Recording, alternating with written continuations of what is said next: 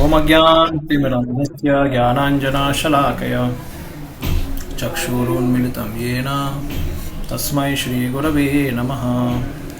श्रीचैतन्यमनोभीष्टं स्थापितं येन भूतले स्वयं रूप कदा मह्यं ददाति स्वपदान्तिकं।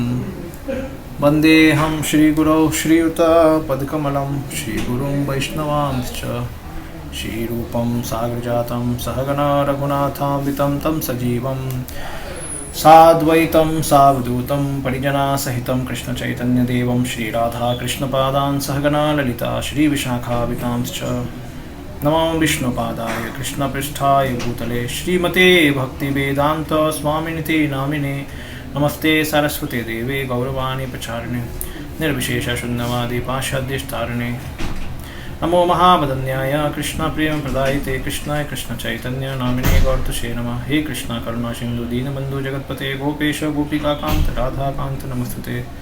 तप्त कांचन गौरांगी राधे वृंदावनेश्वरी वृषभानुसुते देवी प्रणमामि हरिप्रिये। वाञ्छाकल्पतरुभ्यश्च कृपा सिन्धुभ्यो च पतितानां पावनेभ्यो वैष्णवेभ्यो नमो नमः। जय श्री कृष्ण चैतन्य प्रभु नित्यानंद श्री अद्वैत गदाधर श्रीवासादि गौरभक्तवृंद। हरे कृष्णा कृष्णा कृष्णा हरे हरे हरे राम राम राम हरे हरे। ओम नमो भगवते वासुदेवाय ओम नमो भगवते वासुदेवाय ओम नमो भगवते वासुदेवाय। नारायणं नमस्कृत्यं नरं चैव नरोत्तमं देवीं सरस्वतीं व्यासं ततो जयमुदीरयेत्। नष्टप्रायेषु भद्रेषु नित्यं भागवत सेवया भगवती उत्तमा श्लोके भक्तिर्भवति नैष्ठिकी। कृष्णाय वासुदेवाय देवकी नंदनाय च नन्दगोपकुमाराय गोविन्दाय नमो नमः।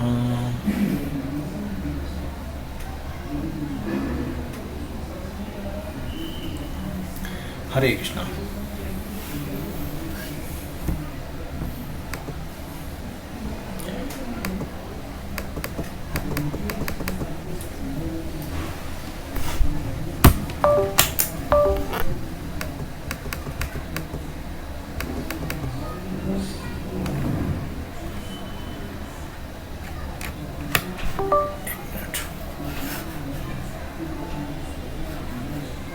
तो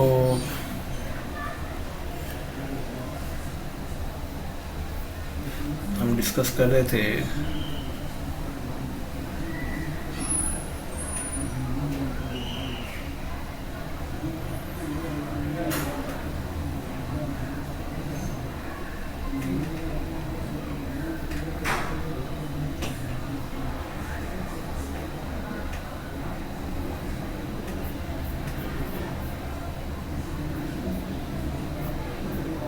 कौन सा चैप्टर कौन सा श्लोक चल रहा है?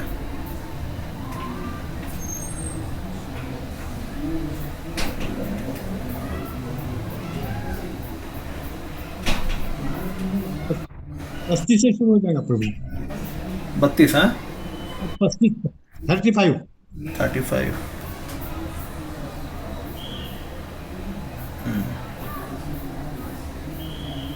32,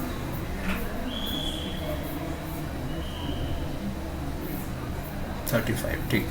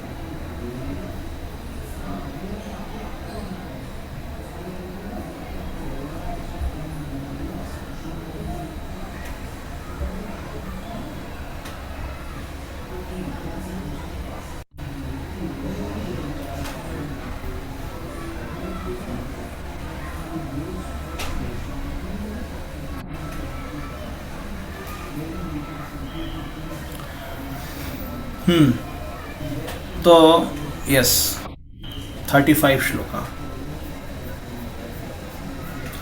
तो हम देख रहे हैं किस तरह कपिल देव बता रहे हैं इसमें भक्ति के अलग अलग स्तरों को। अरे दुख रहा है। देख अंतर हरे कृष्ण। जो नहीं करे तो लटकलो का पावरफुल बात करते हैं आप लोग। ठीक है, कोई बात नहीं, ठीक है। पश्यन्ति ते मे रुचिराणि अम्बसन्त प्रसन्न वक्त्रारुणालोचनानि रूपाणि दिव्यानि वरप्रदानि साकं वाचं स्पृहणीयां वदन्ति। पढ़िए। हे माता, मेरे भक्त नित्य ही उदीयमान प्रभात के सूर्य सदृश नेत्रों से युक्त मेरे प्रसन्न मुखमंडल वाले रूप का अवलोकन करते हैं।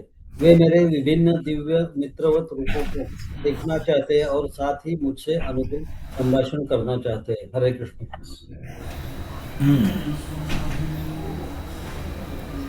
आगे पढ़ना है प्रभु जी? नहीं, 1 मिनट। तो हमने कल देखा था 34 से 37 बता रहे हैं वैदिक भक्ति के लिए। 34-37 क्या बताया था कि the spontaneity the bhava stage developed from Vedic bhakti has excellence of quantity. Examples are given in many verses 34 to 37। तो जो भाव स्टेज डेवलप होता है किससे? वैदिक भक्ति से, उसके बारे में बताया गया है। तो हमने ऊपर शायद लिखा है, क्या लिखा है ना, ऊपर कर लिखा था। क्या लिखा है? हाँ, वैदिक से जो भाव उत्पन्न हो रहा है तो उस भाव स्टेज के बारे में बताया गया है 34 से 37 में। ठीक है, तो 34 वाला श्लोक क्या देख लीजिए। तो जो भाव उत्पन्न होता है वैदिक से, उसके बारे में मेंशन, उसके बारे में बताया गया है 34 से 37 श्लोकों में। और राग से जो भाव उत्पन्न होता है उसके बारे में 38 नंबर श्लोक से में बताया गया है। और वैदिक भक्ति के बारे में बताया गया है 39-40, 39 और 40। ठीक है,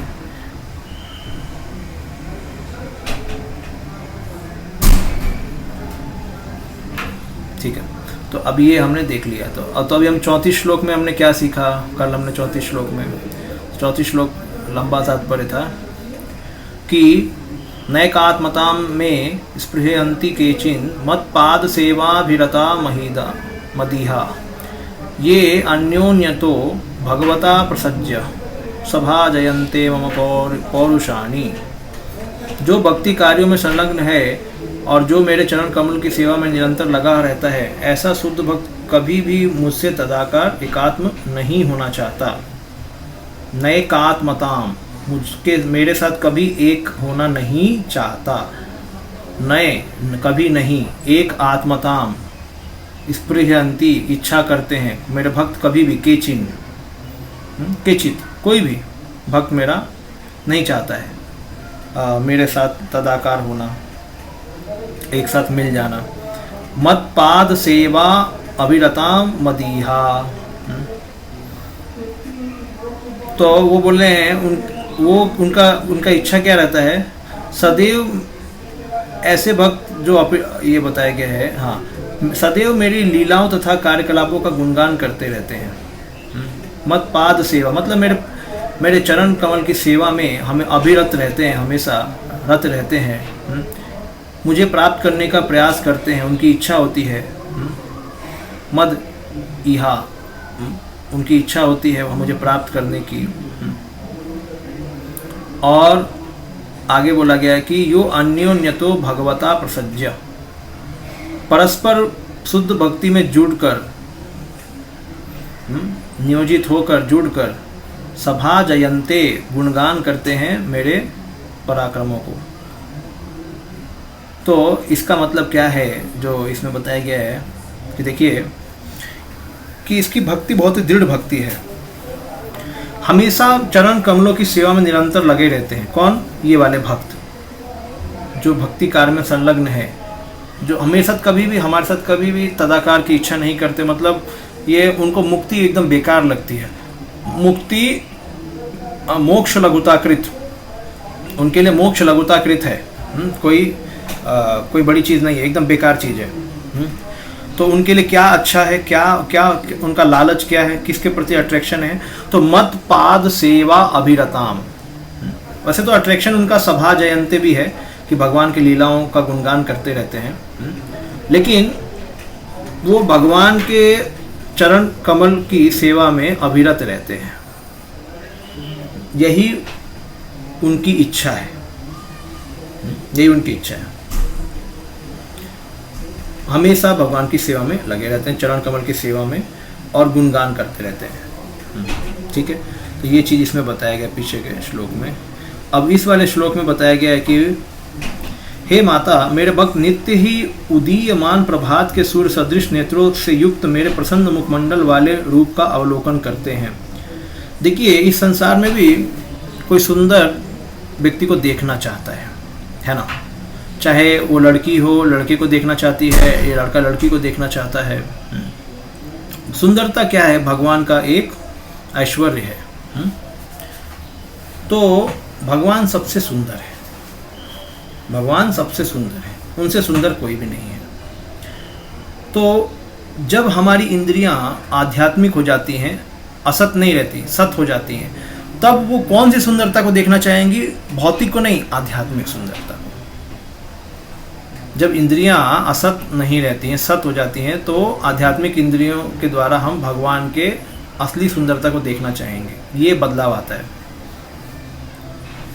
तो इसलिए बोल रहे हैं कि वो हमेशा मेरे को देखते रहते। देखिए, इस संसार में लड़का लड़की एक दूसरे का प्रेम, इसको हम अच्छा नहीं मानते, इसको बुरा मानते हैं, गंदा मानते हैं, है ना? लेकिन भगवान को कोई हमेशा देखता रहे तो कोई बोलेगा नहीं, अरे क्या बात है, इतना क्यों टेक टेक के देख रहे हो? ऐसा तो नहीं बोलेंगे, हैं? अब भले गोपियों के सेंस में बोल सकते हैं। गोपियों के पेरेंट्स बोलेंगे, क्या इतना आप कृष्ण को देख रहे हो, ऐसे बोल सकते हैं। लेकिन कहने का मतलब है कि भगवान जब इस संसार में लीला करते तो ये भी एक लीला होती है। नहीं तो भगवान को कोई देखेगा डीटीज के रूप में तो कोई वो नहीं बोलने वाला, भगवान तो हमेशा वहीं पे विराजमान है। प्रसन्न वक्त्रा अरुण लोचनानी। तो बताया गया मुखमंडल कैसा है भगवान का? प्रभात कालीन, देखिए मुखमंडल को देख रहे हैं भक्त लोग, और वो क्या है? मेरे भक्त नित्य ही उदीयमान प्रभात के सूर्य सदृश नेत्रों से युक्त मेरे प्रसन्न मुखमंडल वाले का अवलोकन करते। तो भगवान का प्रसन्न वक्त्रा बोला गया, वो मुखमंडल कैसा है? प्रसन्न है, हंसता हुआ। और अरुण, उनके जो आँख हैं कैसे हैं? लोचनानी जो है वो कैसे हैं? जैसे लालिमा होती है जब सूरज निकलता है सुबह सुबह, तो वैसा उनके आँखों में लालिमा है। तो दो का विशेषता बताया गया है कि उनके वक्त्र प्रसन्न हैं और लोचन अरुण है। ठीक है, ये दो चीज़ बताया गया है। इस तरीके का रूप है भगवान का, इसको दिव्य रूप बोला गया है। वर प्रदानी, ये वर को प्रदान करने, मतलब सबको वर, सबसे बड़ा वर क्या है? भगवान का दर्शन मिल जाना सबसे बड़ा वर है। लेकिन फिर भी भगवान वर प्रदान करते हैं। भगवान हमेशा प्रसन्न चित्त रहते हैं, हमेशा दूसरों का दुख दूर करने के लिए रेडी रहते हैं, हमेशा वर देने के लिए। उनके पास किसी चीज़ की कमी नहीं है, कभी डरते नहीं है। तो इस तरीके से हमेशा भक्त उनके दर्शन करते हैं। वे मेरे विभिन्न दिव्य मित्रवत रूपों को देखना चाहते हैं। साकम, तो अब आया है साकम वाचम स्पृहणीयाम वदंती, और साथ ही मुझसे अनुकूल संभाषण करना चाहते हैं। तो मित्रवत भी बहुत इम्पोर्टेंट है, क्योंकि भगवान फ्रेंडली, जैसे बोलते हैं साख्यम, फ्रेंडली विद कृष्णा। तो हम चाहते हैं कि भगवान, हम भगवान को रिस्पेक्ट करते हैं और भगवान हमारे साथ एक फ्रेंडली डीलिंग करते हैं, दोनों में अंतर है। तो फ्रेंडली डीलिंग मतलब और इंटीमेट हो गया, भगवान हमारे साथ और इंटीमेट हो जाए, एक फ्रेंडली डीलिंग करे हमारे साथ कुछ फॉर्मल डीलिंग नहीं, ऐसा भक्त लोग चाहते हैं। तो भगवान खुद बोल रहे हैं, देखिए कपिल मुनि भगवान ही हैं, वही बोल रहे हैं अपनी माता को किस तरीके से मेरे भक्त मुझे चाहते हैं। तो ये दोनों भाव भक्ति के स्तर पे बताया जा रहा है कि भाव भक्ति के स्तर पे पहले क्या कि वो मुक्ति को बिल्कुल नहीं चाहते हैं, और मेरे में और मेरे मत पाद सेवा अभिरतम, मेरे चरणों की सेवा में अविरत रहते हो हमेशा, और हमेशा मेरा कीर्तन गुणगान करते रहते हो मेरे भक्त लोग। और फिर यहाँ बोला मेरे रूप को देखते रहते हैं, मेरे रूप में मेरे चेहरे को देखते हैं, मुस्कान को देखते हैं, मेरी आँखों को देखते हैं। रुचिरण बताया गया, रुचिरण सुंदर, रुचिराणी पश्यंती, सुंदर भगवान का जो शरीर है या उनका प्रसन्नचित मुख है वो उसको देखते रहते हैं। रूपाणी, रुचिराणी, रूपाणी। ओके।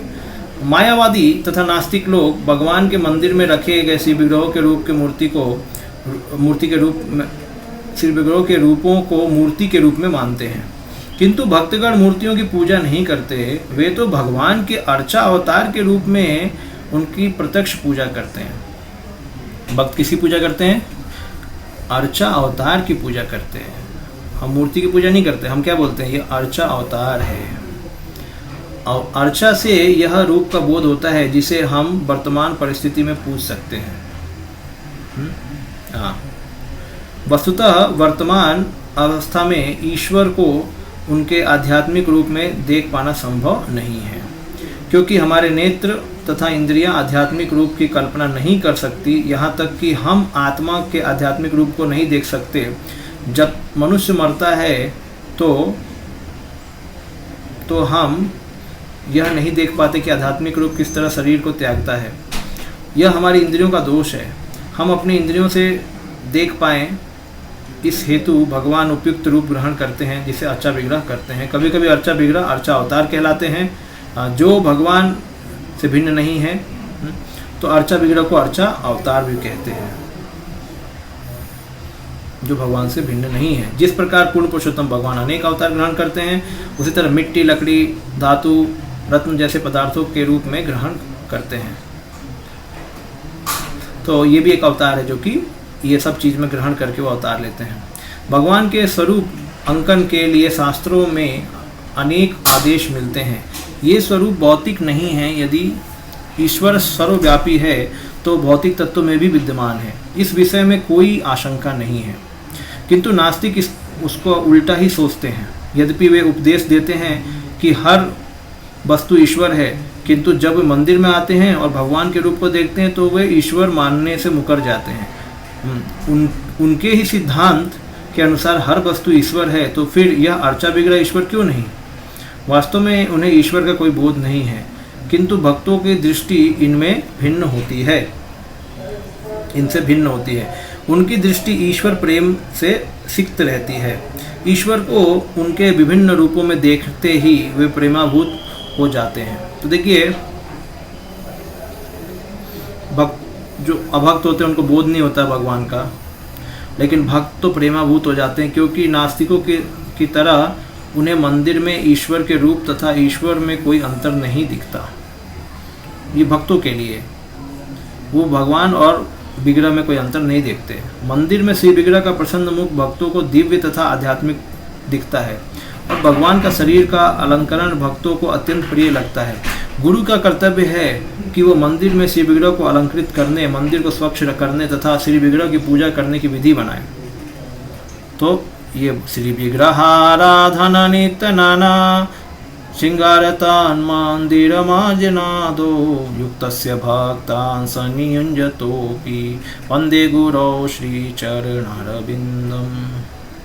तो गुरु का बिजनेस क्या है कि भक्तों को सेवा में लगाए, श्री विग्रह के आराधना सेवा में, अर्चना सेवा में लगाए। तो भगवान को सुंदर से रूप से उनको अलंकृत करना, फिर उनको अलग अलग भोगों का अर्पण करना, उनको अलग अलग धूप, अगरबत्ती, लैंप और पानी, अग्रय और इस तरीके से पूजा के सामग्रियों से भगवान की पूजा करना। तो ये स्पिरिचुअल मास्टर का काम है। विष्णु मंदिरों में अनेक विधि विधानों का पालन किया जाता है। भक्तगण वहां जाते हैं और विग्रह का दर्शन करते हैं और स्वरूप का आनंद उठाते हैं, क्योंकि सभी विग्रह वरदायक है। भक्तगण विग्रहों के समक्ष अपना मंतव्य प्रकट करते हैं और अनेक बार तो विग्रह उत्तर भी देते हैं, किंतु परमेश्वर से बात करने में सक्षम होने के लिए अत्यंत उन्नत भक्त चाहिए। कभी कभी भगवान स्वप्न में संदेश देते हैं। भक्त तथा विग्रह के मध्य विचारों का आदान प्रदान नास्तिकों को समझ से बाहर होता है, किंतु भक्त इसमें आनंद लेते हैं। कपिल मुनि बता रहे हैं कि भक्तगण किस प्रकार विग्रह के अलंकृत शरीर तथा मुखमंडल का दर्शन करते हैं और भक्ति में उनसे बातें करते हैं। बहुत अच्छा है। देखिए इसमें एक और चीज़ है, यहाँ बोला जा रहा है कि मित्रवद रूप, मतलब यही बातें करने वाला हो गया। एक भी कैसे भगवान बात भी करते हैं। जैसे एक माता जी, उनको जगन्नाथ जी दर्शन देते हैं, कहीं के भी जगन्नाथ जी, और वो जगन्नाथ जी बोलते हैं कि देखो कोई भक्त आम लाया है, 2 दिन से रखा है फ्रिज में, मुझको खाने को नहीं मिल रहा है, मुझे खाने की इच्छा है। तो माता जी उस टेंपल में कॉल करती हैं। पहले उनको सपना आता है, उनको टेंपल में कॉल करती हैं और फिर उनके पति देव कॉल करते हैं और पूछते हैं कि आपके पुजारी भगवान को भोग नहीं चढ़ा रहे क्या? तो बोलते हैं कि आपको कैसे पता लगा? बोलते हैं हमको, मेरी पत्नी को स्वप्न में आए भगवान और बोले कि तुम ऐसा नहीं कर रहे हो, तो कृपया करके उनको आम को ऑफ़र करो। तो ये भी एक रहस्यमयी कथा है। तो कुछ भक्तों के जीवन में ऐसा होता है, हम लोग भी कभी कभी देख सकते हैं, कभी कभी हमारी इमोशंस होते हैं जिसमें भगवान हमको उत्तर देते हैं, है ना। तो ये भक्तों के साथ होता है, अभक्त के साथ नहीं होगा। तो कहने का ये मतलब है कि अगर पहाड़ पूजने से भगवान मिल गए तो मैं, पत्थर पूजने से भगवान मिल गए तो मैं पहाड़ क्यों पूजूंगा, ये हमारे रहीम कह के गए हैं। तो ये बकवास है, ये गलत है। प्रभुपाद जी बोले ये बकवास चीज़ है। अरे भक्त जो नियोफाइट भक्त है, जो प्राकृत भक्त है, और जो यहाँ पे भाव भक्ति की बात करी जा रही है, ये दोनों छोटे स्टेज में, बड़े स्टेज में, दोनों में भगवान का रिस्पेक्ट हो रहा है। किधर पत्थर और पहाड़ की बात हो रही है, जिस निर्विशेषवाद बात हो रहा है? उल्टा सीधे बात। तो बड़े बड़े संत लोग हैं, रिस्पेक्ट कर सकते हैं, लेकिन उनका मंतव्य नहीं मान सकते। गलत है मंतव्य। हम किसी पत्थर को भगवान, जैसे प्रभुपाद जी 2 चीज़ इसमें बता रहे हैं, अगर भगवान हर कण कण में है तो विग्रह में भी है भगवान, आप उनको क्यों नहीं वर्शिप कर रहे हो? कई लोग बोलते हैं कि मंदिर क्यों जाना, हर जगह भगवान है। मन चंगा कठौती में गंगा, तो मन चंगा कर लो।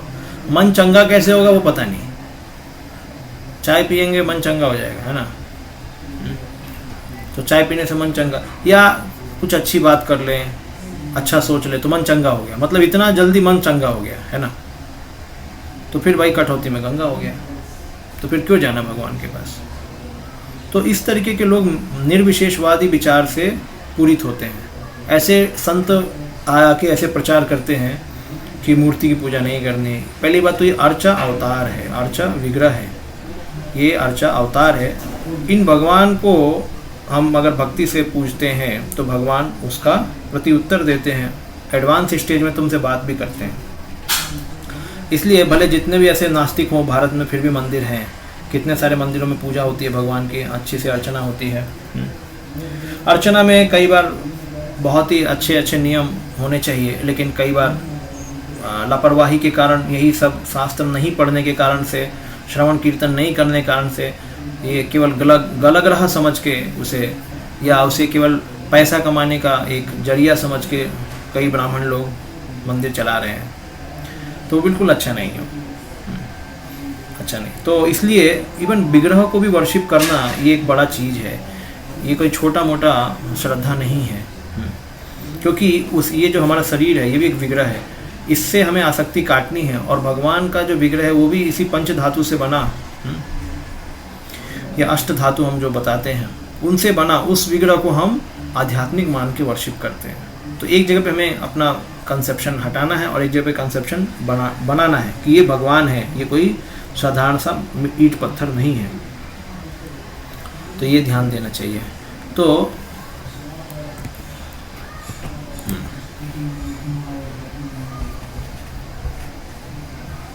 36 नंबर श्लोक।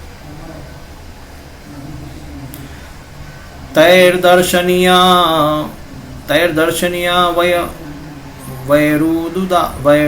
वैरुदार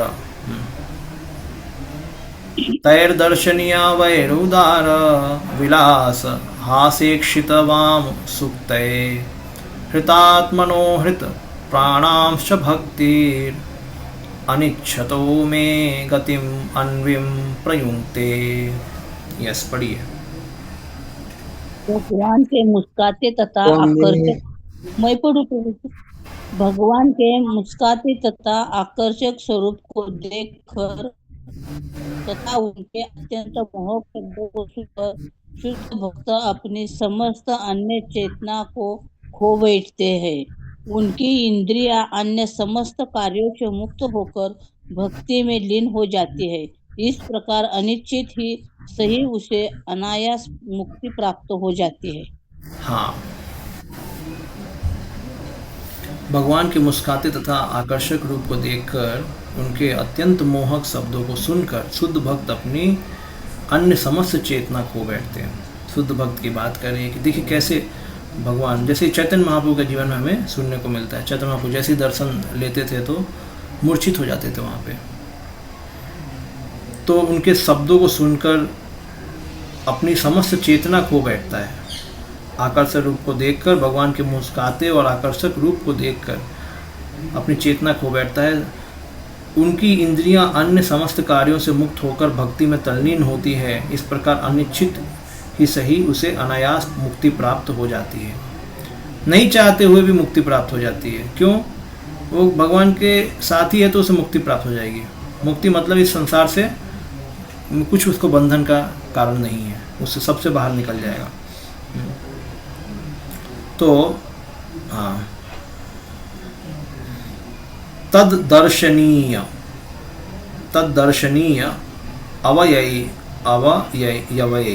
अवयवय अंग प्रत्यंगों से उदार विलास मुस्हास। देखिए भगवान का बताया गया है कि उनकी जो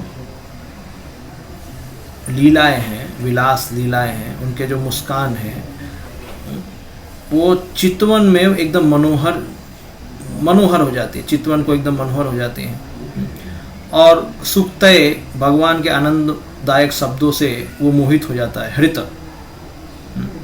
तो यहाँ पे सभी को एक साथ मिला के बताया गया है कि भगवान के मुस्कान से आकर्षण, उनके रूप के आकर्षण से, हाँ, और उनके शब्द से सुनकर वो अपना उसका चितवन आकर्षित हो जाता है, मोहित हो जाता है और अपनी चेतना खो बैठता है।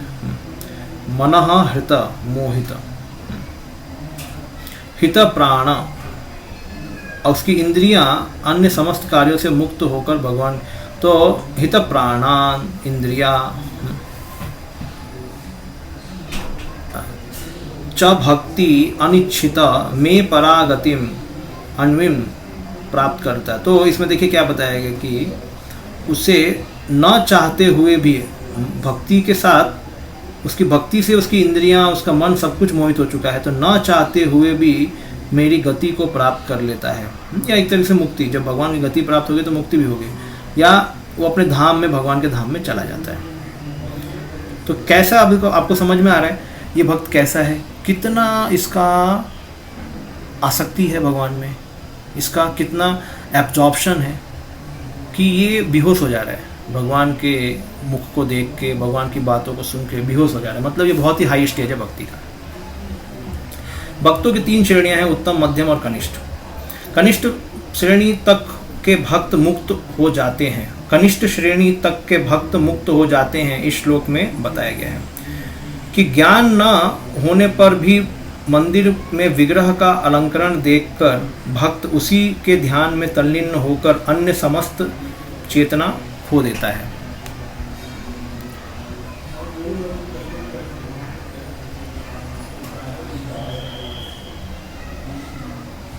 आगे,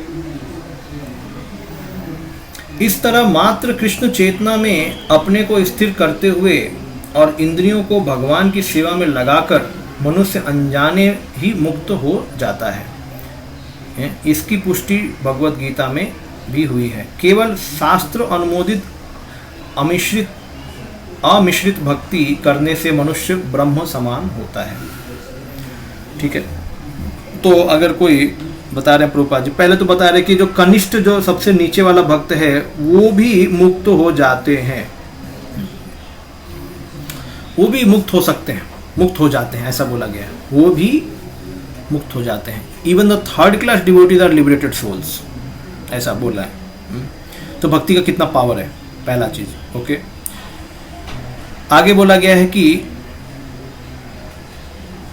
उनको जैसे नॉलेज भी नहीं है किसी भी चीज का ज़्यादा, दे डू नॉट हैव नॉलेज, कि उन्हें ज्ञान न होने पर भी मंदिर के विग्रह में अलंकरण देखकर भक्त उसी के ध्यान में तल्लीन होकर अन्य समस्त चेतना खो देता है। ये कम से कम मतलब ये जो चीज़ है कि भक्ति ऐसा है कि किसी को भी अनुभूति दे सकती है भक्ति देवी। तो खास करके यहाँ पे जो बताया गया कनिष्ठ श्रेणी के जो भक्त है वो भी जब भगवान को देखते हैं तो उनमें ये मुक्ति की अवस्था उत्पन्न हो जाती है। मतलब भगवान के चित्त को देख के, भगवान के मुख को देख के, भगवान जब हंसते हैं तो उनके वो हमारे चितवन में को तो अट्रैक्ट करते ही हैं, लेकिन भगवान का जो मुख बहुत ही अट्रैक्टिव, हर एक जगह मंदिर में आप देखिए, इस्कॉन के मंदिर में स्पेशल स्माइल रहता है भगवान का। तो उससे वो भक्त बहुत ही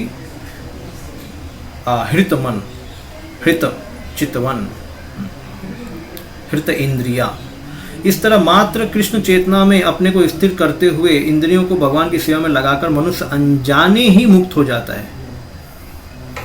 अनजाने ही बताया मुक्त हो जाता है भगवान की सेवा में लगे। इसकी पुष्टि भगवद्गीता में की गई कि केवल, तो क्या भगवद्गीता में कही गई, ब्रह्म भूयाय कल्पते।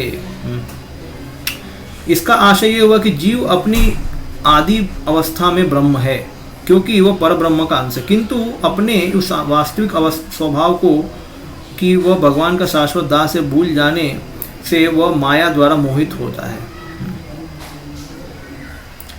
अपनी वास्तविक स्वाभाविक स्थिति की विस्मृति ही माया है, अन्यथा वह शाश्वत रूप से ब्रह्म है। तो जब भगवान की सेवा में वो लग जाता है जीव, पूर्ण रूप से जब लगेगा तल्लीन होकर, तो फिर उसको ये सब चीज़ें दिखती हैं। और खासकर प्रभुपाद लिखते हैं केवल शास्त्र अनुमोदित अमिश्रित भक्ति करने से, मतलब केवल शुद्ध भक्ति करने से मनुष्य ब्रह्म समान हो जाता है। शुद्ध भक्ति करने से ही समान रहता है, अमिश्रित, मिश्र भक्ति नहीं, अमिश्रित शुद्ध भक्ति। मतलब जब मनुष्य को अपनी स्थिति के प्रति सचेत रहने की शिक्षा दी जाती है तो वह समझने लगता है कि वह भगवान का दास है। ब्रह्म आत्म साक्षात्कार की दशा का सूचक है। यहाँ तक कि कनिष्ठ श्रेणी का वह भक्त भी जिसे परम सत्य का ज्ञान नहीं है और जो केवल श्रद्धापूर्वक भगवान को नमस्कार करता है, उनका चिंतन करता है, मंदिर में उनका दर्शन करता है और विग्रह में चढ़ाए गए फूल तथा फल लाता है, वह भी अनजाने ही मुक्त हो जाता है। वह भी अनजाने ही मुक्त हो जाता है।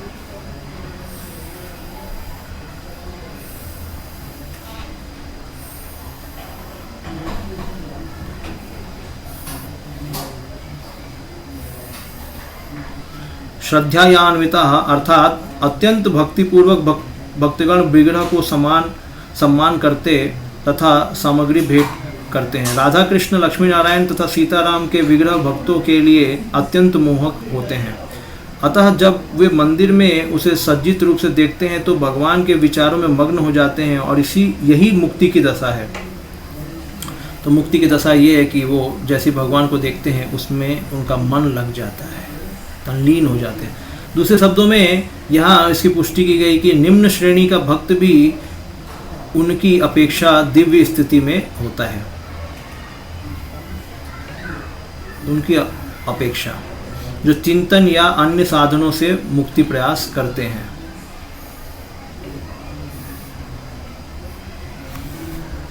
तो यहाँ बताया गया है कि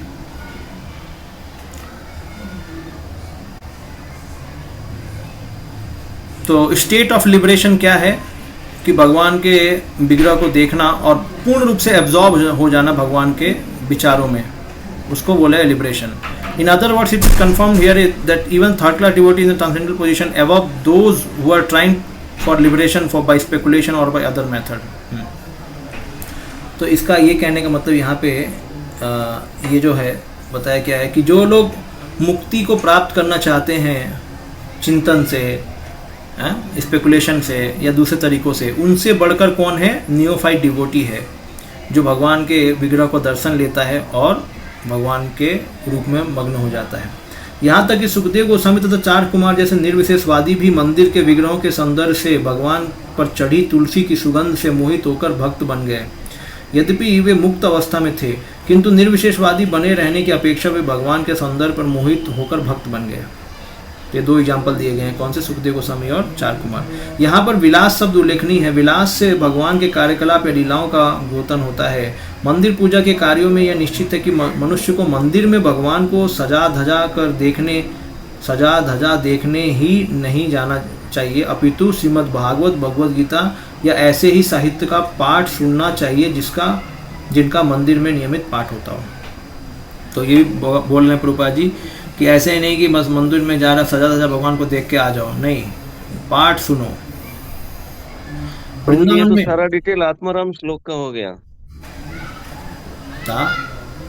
अभी जो सारा डिटेल आपने बोला सारा आत्माराम श्लोक का है। आत्मारामश्च मुनियो निर्गंथाप्युरुक्रमे कुर्वन्ति अहेतु किम भक्तिम इत्थम भूतगुणो हरि। हाँ, वो है। तो जो मुक्त अवस्था में है वो भी भगवान से अट्रैक्ट हो जाते हैं। वो ये वाला पार्ट है अपना, ये वाला जो इतना लिखा है। और जो मुक्त अवस्था में वैसे तो नहीं है, लेकिन क्योंकि भगवान का दर्शन करके इतने मग्न हो गए हैं कि वो भी मुक्त अवस्था में पहुंच गए हैं, वो इधर बोला गया, इधर बोला गया। दो अवस्था अलग अलग है। तो ये लोग अभी जो मुक्त हैं, जो लोग मुक्ति का तलाश कर रहे हैं, उनसे बड़े हैं कौन? जो नियोफाइट भक्त हैं। यानी जितने भी ज्ञानी हैं उनसे बड़ा कौन है? जो नियोफाइट भक्त है। जो शुद्ध भक्ति में आया है, नियोफाइट भक्त आया है, जो कनिष्ठ अधिकारी है, वो उन सभी ज्ञानियों से बड़ा है जो कि हिमालय में जाके बड़े बड़े तपस्या करते हैं। तो प्रभु जी अभी ये सारी बात है, वो आसक्ति के लेवल पे वो भक्त नहीं पहुंचा है। वो अभी साधु संग कर रहा है, भजन क्रिया कर रहा है, लेकिन फिर भी कभी कभी उसको ऐसी आसक्ति हो जाती है कि वो उस स्टेज पे पहुंच जाता है। ऐसा है क्या? हाँ, इसमें इसलिए प्रभुपाद जी बोल रहे हैं मुक्ति की दशा। क्या बोल रहे हैं कि जब वे मंदिर में सज्जित रूप देखते हैं तो भगवान के विचारों में मग्न हो जाते हैं। यही मुक्ति की दशा है। हाँ, ये है, ये मुक्ति की दशा बताई गई। अवस्था है कि जब मंदिर में भगवान के सामने उस टाइम एकदम भाव विभोर हो गए। ऐसा बहुत बार अपन देखते हैं। बहुत सारे भक्त आते हैं या नए डेवोटी, जो डेवोटी है ही नहीं, एक्चुअली विजिटर्स आते हैं, जैसे एनवीसी से हम कई बार देखते हैं, और वो बिल्कुल आंसू है या मतलब वो भगवान को इतने प्रेम से देख रहे हैं। और नहीं, वो वाला भी नहीं बोला गया है, क्योंकि यहाँ पे ऊपर क्या बोला गया? अमिश्रित भक्ति ब्रह्म के समान है। देखिए, नियोफाइट जैसे हमने बताया, नियोफाइट एक्चुअली उसका एस्पिरेशन है शुद्ध भक्ति का है? और कभी कभी वो शुद्ध भक्ति करता भी है, ऐसा नहीं कि करता नहीं है, करता है, शुद्ध भक्ति करता है, लेकिन हमेशा नहीं कर पाता है, हमेशा नहीं कर पाता है, क्योंकि उसमें उसका भी कुछ अटैचमेंट रहते हैं। लेकिन वो अटैचमेंट को जब हम श्रवण कर करके वो सोचता है कि मेरे को ये नहीं चाहिए, नहीं चाहिए, ऐसा। तो ऐसा जो शास्त्रों अनुमोदित अमिश्रित भक्ति जो करता है, तो मनुष्य उसको बोल रहे हैं कि ब्रह्म के समान, यानी 3 गुणों के ऊपर। ये कौन बोलना चालू कर दिया?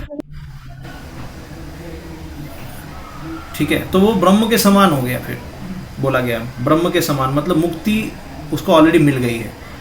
तो जो अमिश्रित भक्ति कर सकता है या कभी कभी कर रहा है, मान लो, तो वो ब्रह्म के समान इसका बताया। तो जैसे भगवान के सामने आ गया वो, लेकिन जो मिश्रित होगा ना, उसको ऐसा अनुभव हो के भी उसको वो तो नाटक कर रहा है। मिश्रित वाले को तो नहीं हो पाएगा ये अनुभव, क्योंकि वो नाटक कर रहा है। कई लोग नाटक भी करते हैं ना।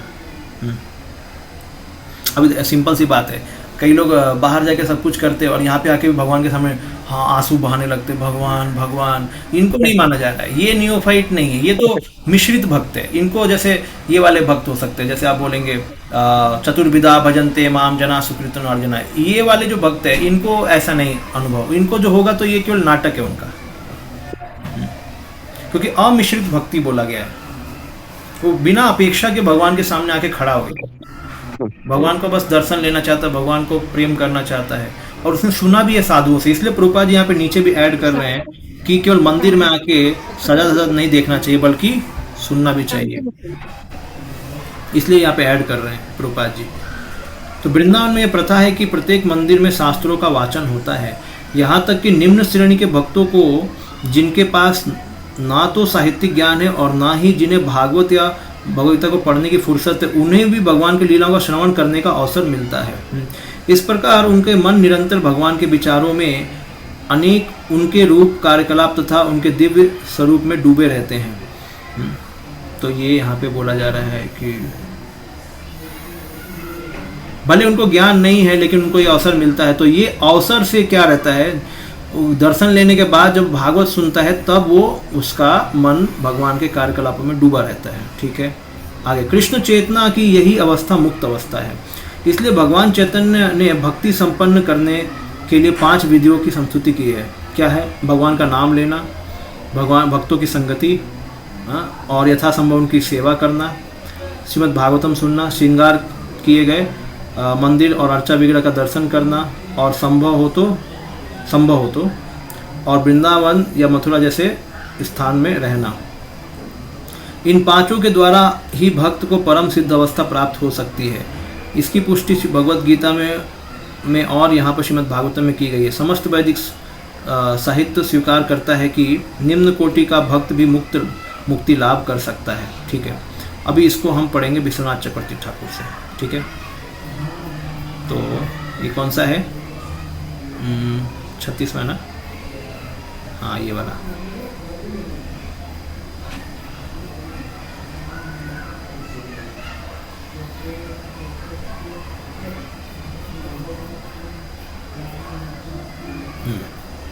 विश्वनाथ चक्रवर्ती ठाकुर क्या बोल रहे हैं? To the devotee whose mind and senses have been stolen by the attractive limbs of the Lord, which contain pleasing words, glances, smiles, pastime, and which fulfills their desire, bhakti offers them liberation, though they do not desire it. ये तो हमने पढ़ लिया। जो उनको इच्छा नहीं होती बट फिर भी वो भगवान का दर्शन से उनको मुक्ति मिलती है। Distaste from merging into Brahman arises from amazing experience of sweetness from seeing me.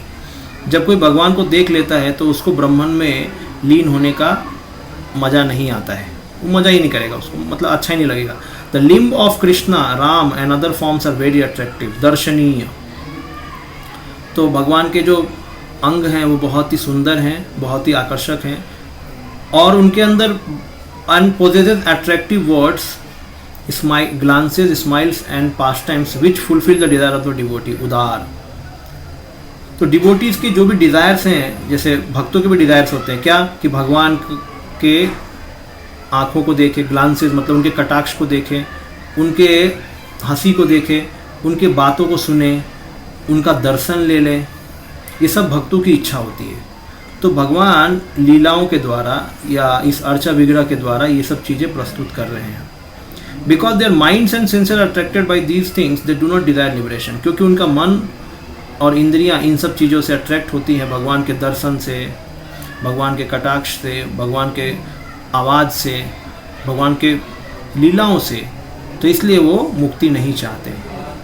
However भक्ति बेस्टोज लिबरेशन अन्विमगतिम, लेकिन भक्ति उनको लिबरेशन दे देती है। अन्विमगतिम, ये देखिए बोला गया अन्विमगतिम, अन्विमगतिम उनको मिल जाता है, ये अटेन्स द लिबरेशन, अन्विम गति मिल जाता है। अनिच्छतो, बिना इच्छा के भी, लेकिन मिल जाता है।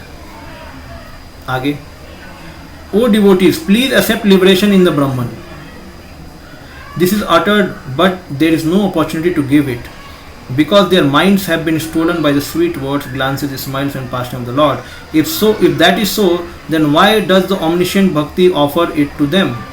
तो भक्ति बोलती है कि आप ले लो लिबरेशन, ब्रह्मन मुक्त ले लो, लेकिन भक्त बोलता है मेरे को उसको सुनाई नहीं दे रहा है। क्या बोल रहे हो आप, सुनाई नहीं दे रहा मेरे को, मैं ऑलरेडी भगवान के सुंदर, उनके वाचा में, उनके कटाक्ष में, उनके हंसी में, स्मित में और उनके लीलाओं में खो गया हूँ, मुझे कुछ सुनाई नहीं दे रहा है। तो फिर भक्ति क्यों देती है ये मुक्ति? The person who gives who can give chintamani or touchstone made up of valuable diamonds and rubies sometimes makes a show of giving gold also. तो जब चिंतामणि पत्थर कोई दे सकता है, टच स्टोन, तो वो गोल्ड भी दे सकता है। Otherwise the foolish who desire only gold would cause disturbance by saying that the donor has no gold. तो कुछ लोग मूर्ख होते हैं चिंतामणि पत्थर को भी लेके बोलेंगे अरे इसके पास पत्थर ही है देने के लिए, मेरे को सोना चाहिए तो मेरे को पत्थर क्यों नहीं दे। अरे मूर्ख, जाके उस पत्थर से किसी को छू ले, वो सब सोना बन जाएगा, लेकिन उसको समझ में नहीं आता, इसलिए कभी कभी सोना भी देना पड़ता है। तो bhakti in order to destroy the foolishness of purported jnanis who desire only liberation offer liberation to devotee, इसलिए भक्तों को वो लिबरेशन दे देती है। Another meaning, bhakti makes them have no desire for liberation. दूसरा इसका मतलब क्या है कि भक्ति उनके अंदर से, भक्तों के अंदर से डिजायर ऑफ लिबरेशन खत्म कर देती है। Another meaning is that devotees out of humility do not desire that which is the most subtle, beyond Prakriti, and most difficult to understand. They do not desire even being an associate of the Lord. उनको भगवान का associate भी नहीं बनना है। Devotee often pray, let me stay in the material world, birth after birth, but with devotion to you. However, bhakti makes the devotee takes that position of an associate. That is the meaning that Jiva Goswami gives in the Sandarbha. Srila Rupa Goswami says that bhakti makes the mind of the devotee who do not desire liberation attracted to the pastime of the Lord. Srila Swami says the bhakti makes them take liberation thought, though they are without desire, for it. Even this explanation is not too unsuitable. It is said, तो देखिए क्या बोला गया है कि भक्ति रसायन सिंधु में बताया गया है कि जब कोई बोला जाता है कि भक्त को भगवान का पार्षद भी, मतलब चतुर्विधा मुक्ति भी नहीं चाहिए, उनके साथ रहने का भी नहीं है, तो फिर भगवान भक्ति देती क्यों है? क्योंकि अब यशोदा माई रहती है कृष्ण के साथ, है ना, इस तरह विष्णु के साथ लक्ष्मी रहती है, ऐसा क्यों होता है फिर? तो भाई भक्ति को करने के लिए भी तो संग चाहिए ही ना। इन द सेंस, अगर मान लो कोई भगवान का पैर दबाने का सेवक है, दास रूप में है, तो भगवान का ही पैर दबाएगा तो भगवान के पास तो जाना ही पड़ेगा उसको। तो उस तरीके से भी बताया गया है कि भाई भक्ति दे ही देती, क्योंकि वास्तव में भक्ति का जो रस उसको अनुभव करना है, उसके लिए स्पिरिचुअल वर्ल्ड में, अगर स्पिरिचुअल में नहीं रहना है तो बोल ही रहा है मेरे को कहीं भी छोड़ दो, बस भक्ति करना है, मेरे को भगवान की सेवा करनी है। तो फिर भक्ति बोलती ठीक है तो यहीं पर रह के फिर सेवा कर। लेकिन जब स्पिरिचुअल वर्ल्ड में जाएगा तो भगवान के पास ही जाएगा ना, तभी तो सेवा होगा। हाँ, तो इस तरीके से तो ये बताया गया है कि भक्ति makes the mind of devotee do not Dzire. तो एक ये रूप गोस्वामी पाद बोलते हैं कि उनका मन कभी इच्छा नहीं करता, जो भगवान के लीलाओं में अट्रैक्ट होते हैं वो कभी मुक्ति नहीं मांगते हैं। और भक्ति मेक्स देम टेक लिबरेशन दो दे आर विदाउट डिजायर। और इसका ये भी मतलब है कि भक्ति उनको लिबरेशन दे देती है लेकिन उनका डिजायर नहीं होता है। आगे, thus bhakti could offer liberation before those person realize full happiness with the Lord. Bhakti forcibly makes them take liberation to experience the happiness of Brahman, though they do not want it. But then the Lord pulls them out of that realization in the manner that Krishna pulls the inhabitants of Braja out of the Brahmarad, put them into the spiritual world, makes them his associate in the spiritual world, and drowns them in eternally in the bliss of the service. This can be understood from bathing in the meaning in the next verse. This is the opinion of some. तो भगवान उनको अपना पार्षद भी बना देते हैं, भले वो लोग इच्छा नहीं करते लेकिन फिर भी भगवान दे देते हैं, पार्षद बनाते हैं। और पार्षद बनाने के बाद उनको और रस में डुबो देते हैं भगवान। तो इच्छा भी नहीं करते बट फिर भी भगवान उनको दे के और उनको रस में डुबाते हैं, ये भी बताया गया है। तो प्रभुपाद का जो पर्पट है वो बहुत ही क्लासिक पर्पट है जो अभी हमने पढ़ा। इसमें प्रभुपाद जी क्या बता रहे हैं कि जो तीसरा क्लास का जो डिवोटी है, तो थर्ड क्लास का जो डिवोटी है, वो भी भगवान के दर्शन को देख के 3 गुणों के ऊपर चला जाता है, उसका चित्तवन उसमें खो जाता है भगवान के, भले उसको शास्त्र का ज्ञान भी ना हो। लेकिन तीसरा क्लास का डिवोटी में समझना चाहिए कि भले तीसरा क्लास मतलब वो थोड़ा अटैच भी है कुछ फ्रूटिव एक्टिविटी से, लेकिन कृष्ण को ही मानता है वो। और जब वो भक्ति कर रहा है जिस समय की, तो ये अमिश्रित भक्ति है जो इसमें बताया गया है। कभी कभी अमिश्रित भक्ति कर रहा है वो, हमेशा नहीं कर पाता बट कभी कभी कर रहा है, उसकी इच्छा है करने की है? तो वो जब कर रहा है तो भगवान के सुंदर विग्रह के रूप में का जब दर्शन करता है तो वो तल्लीन हो जाता है, वो खो जाता है। जैसे ब्रह्म वाले ब्राह्मण में खो जाते हैं, भक्त भगवान के रूप, उनके अंग, उनके माधुर्य, उनके भक्ति इस सब में खो जाते हैं। तो सेम चीज़ कंपेरिजन किया गया है, इसलिए वो मुक्ति से भी ज़्यादा है ऊंचा। ओके। तो कृष्ण प्रभु जी, आपने बताया इसमें कि जो भक्त होते हैं उन्हें मुक्ति नहीं चाहिए होती है, लेकिन भक्ति जो होती है उन्हें वो मुक्ति भी दे देती है। तो वो मुक्ति क्या है, मतलब कैसी मुक्ति, मतलब वो भगवान के लिए प्रेम, या वो देखिए मुक्ति क्या है, तो हाँ, एक तो हमें मुक्ति का पूरा मतलब पता है, मुक्ति हित्वा अन्यथा रूपम स्वरूपेण व्यवस्थिति ही, वो मुक्ति का हमें हायर मीनिंग पता है। लेकिन यहाँ पे कहने का मतलब क्या है, मुक्ति मतलब बेसिकली मुक्ति ब्रह्म का सुख। क्या है? ब्रह्म का सुख कैसा होता है, क्या होता है, मतलब उसमें ब्रह्म का सुख मतलब क्या है? अहम ब्रह्मास्मि, मैं ब्रह्मन हूँ, इस चीज को रियलाइज कर लेना, उसके लिए वो उसके साथ में भी रहता है। जो ब्रह्म मुक्ति जिसको मिल जाती है ब्रह्मन के साथ रहता है। तो मैं ये शरीर नहीं हूँ, मैं संसार नहीं, ये संसार मेरा नहीं है, इससे ही बहुत बड़ा सुख मिल रहा है उसको। ना सोचती ना कामशती, ब्रह्म भूत प्रसन्न आत्मा है, कोई मटीरियल एंजाइटी नहीं उसको। यानी भक्त, अभी तो एक क्या हो गया, मुक्ति हो गया, तो मुक्ति और हो गया भक्ति, ये दोनों चीज लिख रहा हूं यहाँ पे। उपदेशा, ये अपने भक्ति रसन सिंधु में क्या बताया है कि जब ब्रह्म सुख कितना होता है, जब हजारों गुना भौतिक आनंद को गुना कर दो, मतलब मल्टीप्लाई कर दो, हजारों गुना, सॉरी ये गड़बड़ हो गया, थोड़ा ठीक से लिखते हैं, हजारों गुना नहीं होता है, अभी पहले आपको और अच्छे बताता हूँ।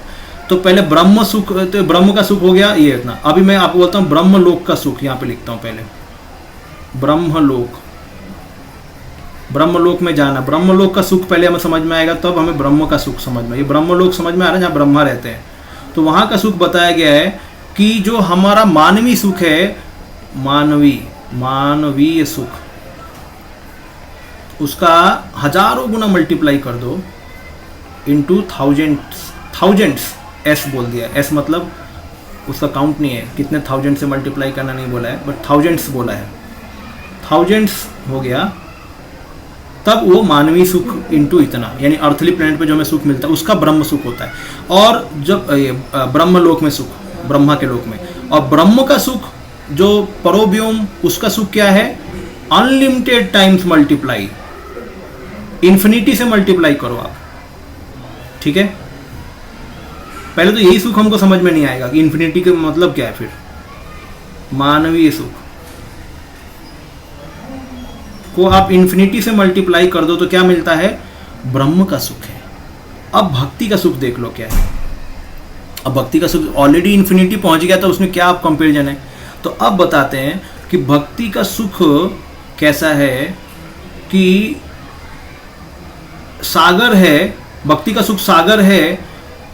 तो ब्रह्म सुख गाय के जो क्या खूपर बोलते हैं, क्या बोलते हैं? खुर बोलते हैं प्रभु जी। खुर, गाय, हाँ, तो उसके खुर, तो गाय के बछड़े के खुर में जितना पानी आता है उतना ब्रह्म सुख होता है, और भक्ति सुख सागर के समान, ठीक है। तो अब उससे समझ में आएगा कि आपको भक्ति सुख क्या है और ब्रह्म सुख क्या है। तो फिर भक्ति का जब सुख होता है तो वो होता है सागर, ये आध्यात्मिक सागर है, ठीक है। तो उसके कंपैरिजन में बछड़े के खुर, बछड़े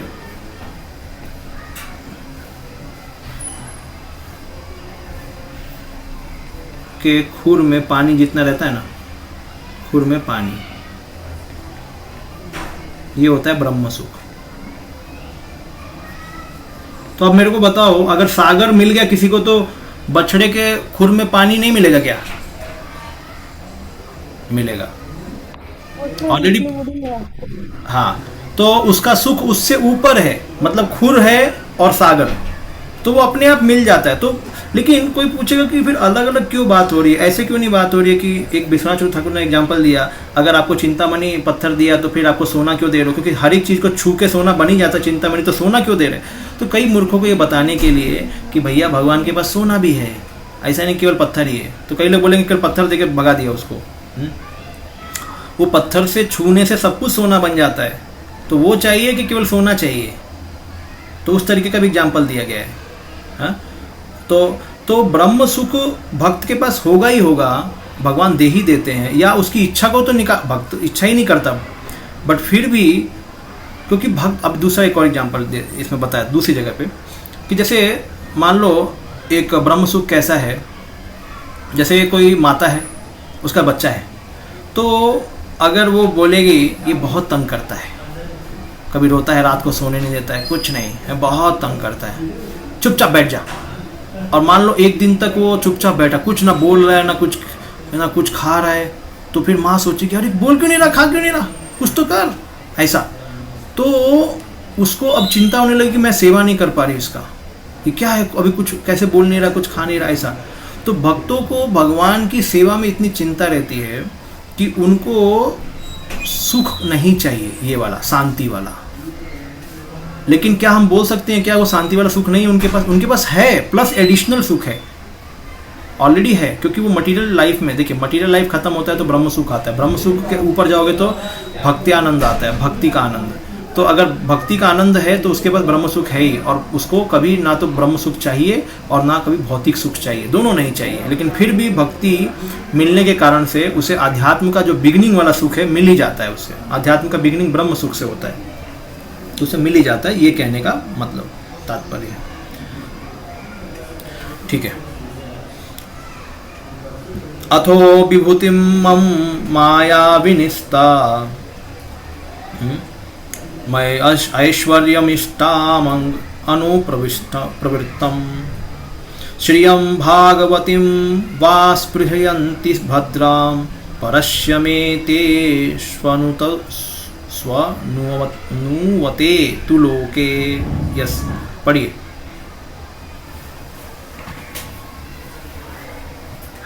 इस प्रकार मेरे विचारों में निमग्न रहने के कारण भक्त को स्वर्गलोक में प्राप्य श्रेष्ठ वर जिसमें सत्यलोक सम्मिलित है की भी इच्छा नहीं रह जाती। उसमें योग से प्राप्त होने वाले अष्ट सिद्धियों की भी कामना नहीं रह जाती।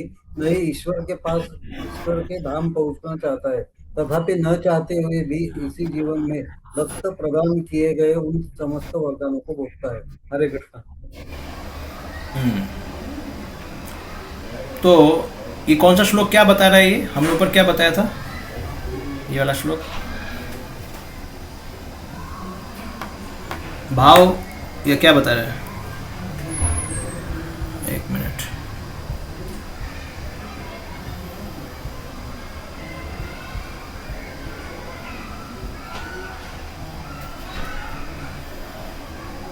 ये तो ब्रह्मभूत वाला हो गया। हाँ नहीं 38 ना, 38, ये 38 है। हाँ नहीं 37 है। हाँ तो ये तो वही वाला है, ये भाव भक्ति का स्टेज, रागानुगा वैदिक भक्ति से जो प्राप्त किया गया भाव भक्ति का स्टेज, वो बताया जा रहा है। ठीक है। तो अब इस प्रकार मेरे विचारों में निमग्न रहने के कारण भक्तों को स्वर्ग लोक के प्राप्य श्रेष्ठ वर की भी इच्छा नहीं रह जाती। यानी जिसको क्या मिल गया? ब्रह्म सुख मिल गया। ब्रह्म, जिसके लिए ब्रह्म सुख भी कुछ नहीं है, उसके लिए तो इस संसार का सुख तो बिल्कुल नहीं होगा, क्योंकि इस संसार का सुख तो क्या बोला गया, उसको अगर 1000 टाइम मल्टीप्लाई कर तो ब्रह्मा का सुख होगा, ब्रह्मा के लोगों का। तो जब वही नहीं चाहिए, इन्फिनिटी टाइम्स वाला भी नहीं चाहिए, तो फिर ये क्यों चाहिए? उसमें योग से प्राप्त होने वाली अष्ट सिद्धियों को भी कामना नहीं रह जाती। न ही वो ईश्वर के धाम पहुंचना चाहता है, तथापि न चाहते हुए इसी जीवन में भक्त प्रदान किए गए उन समस्त वरदानों को भोगता है। देखिए एक ये चीज़ मत समझ लेना कि ये जो चीज़ बताई गई है, भले प्रभुपाद जी यहाँ पे बोलते हैं कि मुक्ति, ये जो श्लोक है भाव भक्ति वाला है, ये नियोफाइट के लिए नहीं है श्लोक, ये जो पिछला वाला में डिस्कस करें। बट प्रभुपाद जी बता रहे हैं कि उसको दर्शन से वो भगवान उसको अनुभव देते हैं। लेकिन वास्तव में मुक्ति से ऊपर ये वाला श्लोक है जिसमें वो हमेशा रत रहता है, भगवान में खो जाता है, ये ज़्यादातर नियोफाइट के साथ नहीं हो सकता लंबे समय के लिए, क्योंकि वो फिर अपने कार्यकलाप में लग जाते हैं। तो इसलिए इस श्लोक को सही समझने के लिए हमें समझना है कि ये भाव भक्ति के ये 3-4 श्लोक बताए गए हैं, है ना। लेकिन उसको नियोफाइट का भी भगवान वो एक लाइसेंस देते हैं भगवान। इसका ये कहने का मतलब नहीं कि व्यक्ति नियोफाइट ही रहे और शिष्ट, क्योंकि अगला भी श्लोक आप देखेंगे तो इसमें क्या बोला है कि स्वर्ग लोक को भी प्राप्त करने का भी उसको वर नहीं चाहिए, अष्ट सिद्धियों की भी कामना नहीं चाहिए, नहीं वो ईश्वर के धाम में पहुंचना चाहता है। ये कितना बड़ा डिजायर है, ये कोई आसान है क्या? हम बोल सकते हैं मुझे भी नहीं चाहिए प्रभु जी, अरे हमको पता ही नहीं है पहले तो अभी हमको पता नहीं है कि स्वर्ग का सुख क्या है। अभी स्वर्ग के थोड़ी अप्सराएं आ जाएंगी यहाँ पे तो हम सब लोग जाएंगे फिर देखने के लिए कि भाई कहाँ न्यूज़ में कोई चैनल में कोई आया है क्या, है कि नहीं। अभी न्यूज़ चैनल में कुछ उल्टा नीचे हो जाता है तो हम लोग देखने चले जाते हैं। तो मैं क्या बोल रहा हूँ कि हमें पता नहीं स्वर्ग का सुख क्या है और ब्रह्मलोक का सुख क्या है कि नहीं। जैसे एक भक्त बोल रहे थे कि प्रभु जी कर्दम मुनि ने जब विवाह किया तो वो अपनी धर्मपत्नी को एक एरियल मेंशन में लेके घुमाने गए। तो प्रभु जी वो तो शुद्ध भक्त हैं, तो वो लेके गए तो मैं भी अपनी पत्नी को लेके जाऊंगा ना, चलेगा ना प्रभु जी ऐसा क्वेश्चन पूछा और कर्दम मुनि भागवत से कोट कर रहे हो। तो राधा गोपीनाथ तो बोले कि लेकिन कर्दम मुनि उसके बाद तुरंत संन्यास भी ले लिए संतान उत्पत्ति करने, तो आप रेडी हो गया और साथ ही साथ देवाहुति के अंदर भी विरक्ति आ गया। तो आपका भोग ऐसा है क्या अगर आप इसको कंपैरिजन कर रहे हो? कर्दम मुनि को बिल्कुल आसक्ति नहीं थी, इतना सब करने के बाद भी उनका मन वासुदेव में ही था, है कि नहीं। वो शुद्ध भक्त है। तो कहने का मतलब है कि शुद्ध भक्त की अवस्था को इमिटेट नहीं किया जा सकता। आगे तो अष्ट सिद्धियां भी नहीं चाहिए। अब ये मोबाइल क्या है? सिद्धि तो है, एक बटन दबा दो तो ये खुल जाता है, वो खुल जाता है, ये सिद्धि तो है। मोबाइल की इच्छा वो भी अष्ट सिद्धि से कम नहीं है। प्रभुपाद जी एक पिछले परपट में लिखते हैं, कहाँ पे कहीं तो लिखते हैं, हमने शायद इसी में पढ़ा, कहीं तो पढ़ा था, हाँ अष्ट सिद्धियों के बारे में लिखते हैं। तो बताते कि जो मटेरियल जो हमारा साइंस है वो अष्ट सिद्धियों का वो पा चुका है, मतलब सिद्धियां को प्राप्त कर चुका है, सभी नहीं लेकिन कुछ प्राप्त कर चुका है। जैसे एग्जांपल है अनिमा, छोटा बन के आप किसी भी चीज़ में घुस जाना। तो प्रभुपाद जी बोलते हैं कि हमने टनल खोद दिए हैं, पहाड़ों के नीचे टनल खोद दिए, तो अब हम क्या है टनल के अंदर से भी जा सकते हैं। तो प्रभुपाद जी बोले देखो ये साइंस ने ऐसा करके बना दिया। जैसे हवा में उड़ना, तो अब हम हवाई जहाज में जाके उड़ते हैं। तो इस तरीके से वो सिद्धि को दूसरे तरीके से उसको हमने उपलब्ध किया है, करेक्ट। जैसे प्रभुपाद जी बोलते हैं कोई दूसरे प्लेनेट पे जा सकता है, तो हम लोग भी तैयारी कर रहे हैं कि हम कैसे स्पुतनिक बनाएं, स्पेसक्राफ्ट बना के दूसरे प्लेनेट। तो ये भी एक सिद्धि को प्राप्त करने की इच्छा लोगों में है इस तरीके से। तो कुछ हद तक मटीरियल मिस्टिक परफेक्शन और मटीरियलिस्टिक परफेक्शन, ये दोनों का मेल है और भक्त को ये दोनों नहीं चाहिए। मटीरियलिस्टिक परफेक्शन भी नहीं चाहिए, मिस्टिक परफेक्शन भी नहीं चाहिए। आगे तथापि न चाहते हुए भी इस जीवन में भक्त प्रदान किए गए उन समस्त वरदानों को भोगता है। देखिए न चाहते हुए भी भोगता है, मतलब उसके जीवन में भगवान दे देंगे। जैसे सुदामा को भगवान ने दे दिया, फिर तो वो भोगेगा उसको, मतलब उसको आसक्त नहीं रहेगा, उसको बस भोगेगा। ठीक है मेरे भाग्य में है, ठीक है भोगता हूँ। माया द्वारा प्रदत्त विभूतियाँ कई प्रकार की होती हैं। हमें इसी लोक में विभिन्न प्रकार के भौतिक सुख भोग का अनुभव रहता है, किंतु यदि कोई उच्चतर लोकों तथा चंद्रलोक, सूर्यलोक या इनमें भी ऊंचे महरलोक, जनलोक, तपलोक या अंततः ब्रह्मा द्वारा निवसित सर्वोच्च लोक, सत्यलोक पहुंच जाए तो वहाँ भौतिक सुख उपभोग के लिए महती संभावना है। उदाहरणार्थ वहाँ पर इस लोक की अपेक्षा जीवन कहीं अधिक दीर्घ है। कहा जाता है कि चंद्रमा में जीवन अवधि ऐसी है कि हमारे 6 मास वहाँ के 1 दिन के तुल्य होते हैं। सर्वोच्च लोक में जीवन की अवधि की हम कल्पना भी नहीं कर सकते। जैसे हम जीना चाहते हैं, अच्छा हेल्थ होना चाहते हैं, अच्छा शरीर का स्ट्रेंथ, अच्छा दिमाग, ये हमारी इच्छा कभी कभी रहती है। तो ये बड़े ऊपर के लोकों में ऐसा भर के, मतलब सभी लोग ऐसे जीते, कोई बीमारी की तो बात ही मत करो, कोई बीमारी नहीं। ऊपर के इंद्र लोक में कोई बीमारी नहीं, केवल 2 ही चीज़, जन्म और मृत्यु होता है, कोई बीमारी नहीं होती वहाँ पे। किसी को बुढ़ापा नहीं, बस जन्म मृत्यु। और जन्म भी कैसे होता है, ये नहीं कि बच्चा वो पैदा हो गया फिर वो बड़ा हो रहा है, कुछ नहीं, डायरेक्टली आप देवता बनते हैं। और मृत्यु कैसे होती है, डायरेक्टली वहाँ से गिर जाते हैं, बस कुछ नहीं, किसी को रोना धोना नहीं, आके हाय हाय मर रहा है, हाय हाय जन्म ले रहा है, कुछ नहीं, जन्म मृत्यु का चक्कर ही नहीं। कहाँ पे, इंद्रलोक में। इंद्रलोक में भी, स्वर्गलोक में भी आपको जन्म डायरेक्टली आप बूम करके देवता बन गए और बूम करके निकल गए वहाँ से, छिन्ने पुण्य मर्त लोकम। लेकिन यहाँ पे सब चक्कर है, यहाँ पे जन्म लेता है, फिर उसी कोई माता होती है, फिर पिता होते हैं, फिर उसको स्कूल भेजना पड़ता है। वहाँ पे कुछ स्कूल कुछ नहीं, वो भोग की योनि है, बस भोगना है, आपको एंजॉय करना है। और कितने सालों तक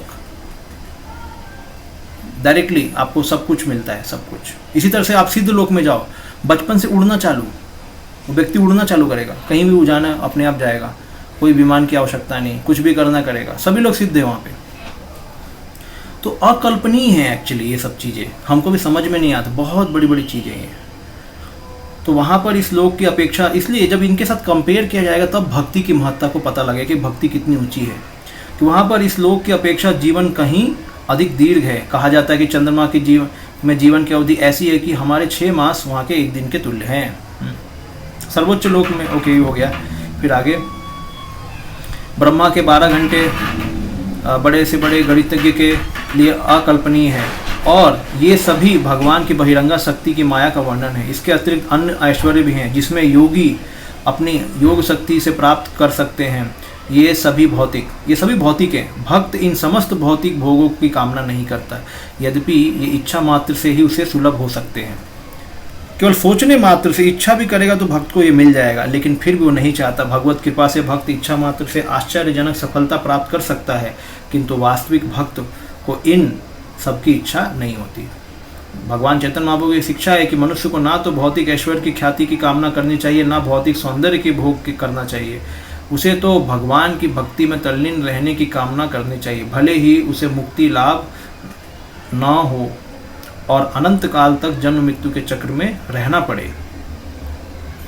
जन्म मृत्यु के चक्कर में भी रहे फिर भी चलेगा, लेकिन उसे ये सब सुख नहीं चाहिए।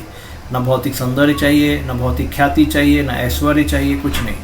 किंतु वास्तव में जो कृष्ण भक्ति में लगा रहता है उसकी मुक्ति तो पहले से ही निश्चित है। भक्तगण स्वर्ग तथा वैकुंठ लोक के समस्त लाभों का भोग करते हैं। भक्तगण कैसे करते हैं? स्वर्ग और वैकुंठ सभी का। यहाँ पर इसकी विशिष्ट रूप से उल्लेख किया गया भागवतीम भद्राम के रूप में हुआ है। वैकुंठ में सब कुछ नित्य रूप से शांतिमय है, किंतु तो भी शुद्ध भक्त वहाँ नहीं जाना चाहते। वैकुंठ में शांतमय है अवस्था, फिर भी उसे यह लाभ प्राप्त होता है और अपने इस जीवन में भौतिक तथा आध्यात्मिक जगतों की सारी सुविधाएं भोगने को भी उपलब्ध हो जाती है। तो जो शुद्ध भक्ति करते हैं उनके लिए संसार का कोई भी सुख ऐसा, देखिए अभी कोई बोलेगा कि अरे जैसे, अब बात सही है ना, अभी मान लो कोई बोलेगा कि आपके डोनर कौन है, तो बोला हमारे डोनर ना इतने अमीर कि लक्ष्मी का ही पैसा उनके पास है। तो आप क्या बोलोगे? मुझे 1 लाख रुपए मिलेगा क्या? बोले वो अभी नहीं देते, तो जा अपने डोनर को लेके 1 लाख रुपए नहीं देने को, इतने अमीर बोले क्या फायदा है? तो उसी तरीके से हम बोलेंगे हमारी भक्ति इतनी ऊंची है कि हमें कोई भोग नहीं चाहिए। ओके, तो अभी तुम दुखी हो तो थोड़ा ये इस दुख को मिटा सकते हो क्या? नहीं नहीं, हमारी भक्ति इतनी ऊंची है, इतनी ऊंची है, इतनी ऊंची कि हम ये सब की इच्छा ही नहीं करते। इसलिए भगवान उसको भौतिक सुख भी देते हैं, नहीं तो हम ये केवल बोलने वाली कहानी रह जाएगी। क्या हमारी भक्ति इतनी ऊंची है, इतनी ऊंची है, इतनी ऊंची है, इतनी ऊंची है कि हम ये सबको हमको मिलता ही नहीं है। तो कोई बोलेगा ना, अरे तुमको कुछ मिलता ही नहीं, भिखारी लोग और बस बोलते रहते हो, है? इसीलिए भगवान दे भी देते हैं। इसलिए शुद्ध भक्त के जीवन में ये सुख भी मिल जाता है। नरोत्तम दास ठाकुर भले वो कायस्थ फैमिली में, लेकिन राजा के बेटे। रघुनाथ दास गोस्वामी राजा के बेटे, 12 लाख पर एनम सैलरी 500 साल पहले। रूप सनातन अमीर थे एकदम, क्या उनका वो था। तो शुद्ध भक्तों को भी भगवान देते हैं, दे देते हैं। ये केवल ये बोलने के लिए नहीं, हमारी भक्ति इतनी ऊंची है, इतनी ऊंची है कि हमारे पास एक पैसा भी नहीं है, ये नहीं बोलना है। इसलिए भगवान जनरली, भगवान के भक्त ये नहीं चाहते, इसलिए भगवान को एडवांसिंग स्टेज में ये इम्पॉर्टेंट है कि एडवांसिंग, जब हम एडवांस करते हैं तो इनकी इच्छा नहीं रखनी चाहिए, क्योंकि हमारे अंदर इनकी इच्छा होती है। और अगर भगवान दे देंगे तो हम विमुख हो सकते हैं भक्ति से। इसलिए जब भगवान बहुत बड़ी चीज़ देना चाहते हैं तो ये सब छोटी चीज़ों को थोड़ा दूर रखते हैं हमसे, ताकि हम उनके भक्ति के। लेकिन अगर हम जब ज़्यादा परेशान होने लगते तो फिर भगवान बोलता ठीक है ले ले, लेकिन उससे हमारा पतन नहीं होगा, वो ध्यान देना है। तो शुद्ध भक्ति को हमेशा केंद्र बना के भक्त को जीवन जीना है, और उसको जितनी भी उसकी जो भी संसारी लोग इच्छा करते हैं वो उस भक्त को प्राप्त होता है। तो ये समझना है। और ये जब अनंत सुख मिल जाता है भक्ति का, तब ये सब जो श्लोक बोले गए हैं, ये श्लोक कौन बोल रहा है? जिनको ये मिल चुका है। कपिल देव बोल रहे हैं, प्रहलाद महाराज बोल रहे हैं, नारद मुनि बोल रहे हैं। इनको जिनको मिल चुका है वो लोग बोलते हैं। और हमको अभी हम प्रोबेशन स्टेज में, जैसे किसी को जॉब मिल गया और उसने बहुत बड़ा प्रचार किया, अरे इस कंपनी में जॉब करोगे ना बाबा तो कोई प्रॉब्लम नहीं, एकदम लाइफ अमेजिंग हो जाएगा, आपका अमेजिंग लाइफ होगा, आप फॉरेन जाओगे, आप इधर घूमोगे उधर घूमोगे, बिल्कुल पैसे की कोई कमी नहीं, मज़ा मज़ा।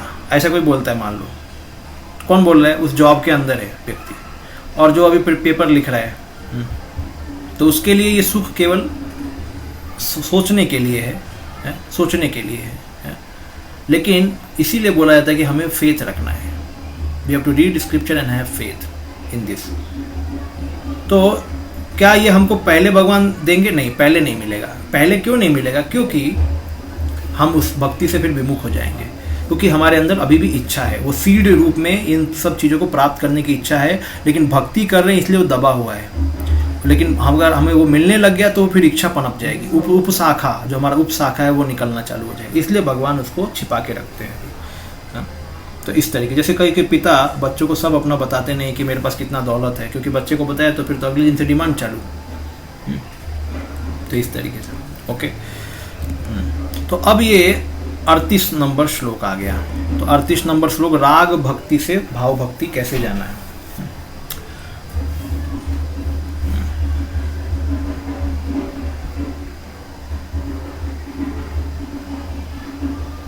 अच्छा, इसमें विश्वनाथ चक्रवर्ती ठाकुर का ही पढ़ लेते हैं क्या? ये क्या 38 है क्या? हाँ 37 का ही, उनका ही पढ़ लेते हैं।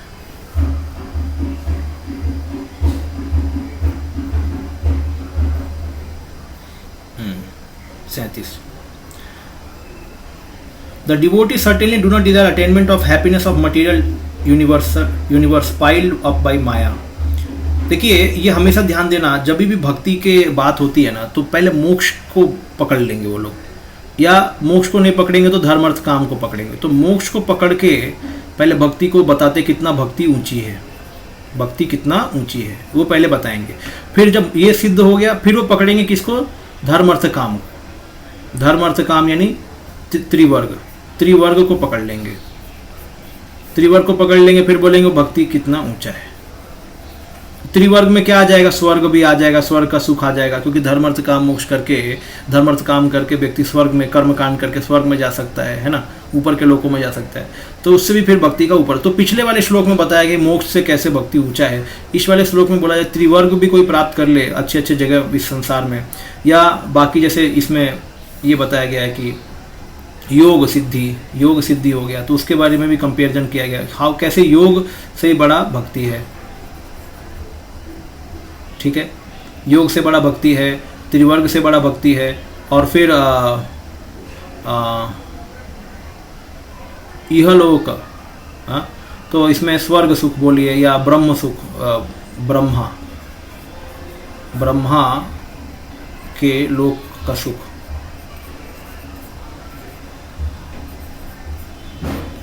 तो ब्रह्मा के लोक के सुख से भी बड़ी क्या है, भक्ति है। तो ये सब कंपैरिजन किया गया है ताकि ये हमारे लिए ज़रूरी है, हम समझे।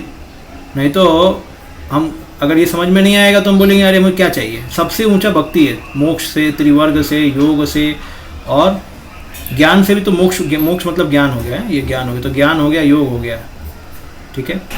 और इस संसार का सुख, इस संसार में धर्म अर्थ काम करके सुख मिल गया, या स्वर्ग में भी चला गया, या उससे भी ज़्यादा जब 100 जन्म में अच्छे से वर्णाश्रम किया तो ब्रह्मलोक तक जा सकता है। तो वहाँ का भी, उससे भी बड़ा सुख क्या है, भक्ति का है। तो ये बताया गया है। तो the devotee certainly do not desire attainment of happiness of the material universe piled up by the maya. The power of the yoga siddhi following bhakti, the auspicious reward of residing in Vaikuntha और the bliss of Brahman. But the devotee attains the planet of me the supreme lord. It is said that the Bhakti gives the result of karma, jnana and yoga performed with the absence of those practice, since those practice cannot give result without some bhakti. ये एक important चीज क्या बोला गया है। भक्ति क्या होता है, भक्ति gives the result of Karma. जो देखिए कोई व्यक्ति कर्म कर रहा है ना, तो उसे कर्म का रिजल्ट तब तक नहीं मिलेगा जब तक कर्म में भक्ति मिलाएगा नहीं, यह ध्यान देना। इसी तरह जैसे कर्मकांड यज्ञ में भी विष्णु के नाम है, विष्णु का नाम जपना पड़ता है, तो वो विष्णु के नाम से थोड़ी भक्ति करता है, इसलिए जाके कर्म का रिजल्ट मिलता है, ज्ञान का भी और योग का भी। तीनों में भक्ति का मिश्रण होना जरूरी ही है, और ये शुद्ध भक्ति नहीं है, इसमें मिश्रण किया जा रहा है कर्म ज्ञान में। तो तब जाके भक्ति, तो भक्ति गिव्स रिजल्ट ऑफ कर्मा ज्ञाना, ये देती है result, perform with the absence of those practice, since those practice cannot give result without some bhakti. तो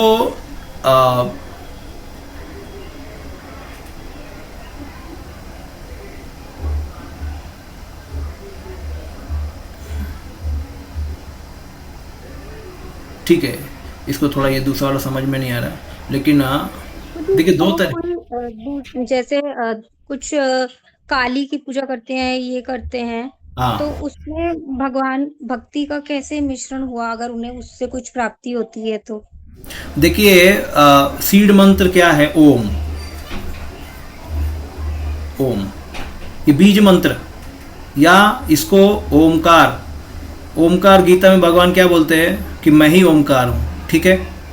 तो वेदों को जो पालन करता है, वो वेद कहाँ से आए, नारायण के श्वास है, यानी नारायण को संतुष्ट कर रहे हैं किसी न किसी तरीके से, वेदों को पालन कर रहे हैं, तो उसमें थोड़ी भक्ति है, समझ में आ रहा है ना, क्योंकि वो वेदों को पालन कर रहे हैं, तो फिर उनको अपने कार्यों के रिजल्ट मिलेंगे, ये समझना है।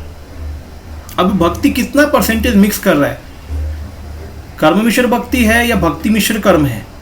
भक्ति मिश्र कर्म मतलब कर्म बहुत ज़्यादा है, कर्म ही कर रहा है, थोड़ा सा भक्ति मिला रहा है, तो उसको तो केवल क्या मिलेगा, उसको केवल उसके कर्म का ही रिजल्ट मिलेगा, बस भक्ति का रिजल्ट नहीं मिल रहा है उसको। मतलब भक्ति मतलब भगवान के प्रति भक्त नहीं बन पाएगा वो, क्योंकि वो थोड़ा सा मिक्स कर रहा है। मतलब उसका मेन प्रधान क्या है, कर्म है, ज्ञान है, योग है, तो भक्त नहीं बनने वाला वो कर्मी ही रहेगा। लेकिन जब वो कर्म मिश्र भक्त बनता है, मतलब क्या है, भक्ति प्रधान है लेकिन फिर भी थोड़ी इच्छा है, तब भक्ति उसको इस संसार में तो रिजल्ट देगी ही, साथ ही साथ वैकुंठ में भी लेके जाएगी, क्योंकि वैकुंठ जाने के लिए बिना भक्ति के नहीं जाएगा। तो भक्ति का सहारा ज़्यादा लिया तो भक्ति उसको रिजल्ट देगी, भक्ति का सहारा थोड़ा सा लिया तो कर्म का ही रिजल्ट मिलेगा उसको, इस तरीके से। ये विश्वनाथ चक्रवर्ती ठाकुर लिखते हैं, हाँ, यत् कर्म भीर यत् तपसा ज्ञान वैराग्यतश्च यत् योगेन दान धर्मेण श्रेयो भीर इतरैरपि सर्वं मद्भक्ति योगेन मद्भक्तो लभते अंजसा स्वर्ग अपवर्ग मद्धाम कथंचित यदि वांछन्ति. Everything that can be achieved by karma, penance, jnana, vairagya, mystic yoga, charity, dhamma and all other auspicious means of perfection of life is easily achieved by my devotees through bhakti. अब यहाँ पे भगवान क्या बोल रहे हैं उद्धव को कि जो चीज कर्म, ज्ञान, तपस्या, वैराग्य, योग, दान, धर्म से मिल जाता है वो मेरी भक्ति के द्वारा भक्त को प्राप्त होता है. If somehow or other my devotee desires swarga, liberation or residence in my abode, he easily achieves such benediction. भगवान बोल रहे हैं उसको easily मिल जाता है. अगर कोई मेरा भक्त चाहता है तो तुरंत मिल जाता है. Thus, in the reality, swarga and other results are the result of bhakti alone. तो विश्वनाथ ठाकुर बोल रहे हैं कि स्वर्ग और बाकी सब चीजें भक्ति का ही रिजल्ट है. This verse describe that the pure devotee living on the planet of the lord experiences all happiness which arises from the bliss of worshipping the lord. All the happiness within the universe consolidated by Maya after destruction of ignorance and the happiness derived from the power of yoga are attained following bhakti. तो जो भक्त भगवान के धाम में रहता है उसको भगवान की सेवा करके ही, उनका वर्शिप करके ही उसे सारा सुख मिल जाता है. पहला चीज बोला गया है. और जो भी इस संसार में सुख है, after destruction of ignorance the happiness derived from the power of yoga are attained following bhakti. तो इस संसार का भी जो सुख है भक्ति के द्वारा ही आता है. ये मैंने ऊपर भी पहले बताया कि बिना भक्ति को ऐड किए आपको कर्म, ज्ञान और योग का रिजल्ट भी नहीं मिलेगा. वो थोड़ा ऐड करना ही पड़ेगा. बेसिकली इसलिए जो जैसे हम सांख्य बोलते हैं तो सांख्य मतलब क्या है?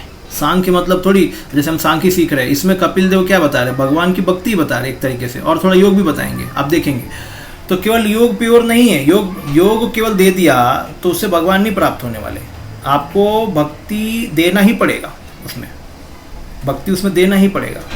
इसलिए भगवान कपिल देव ये अनुभव करा रहे हैं.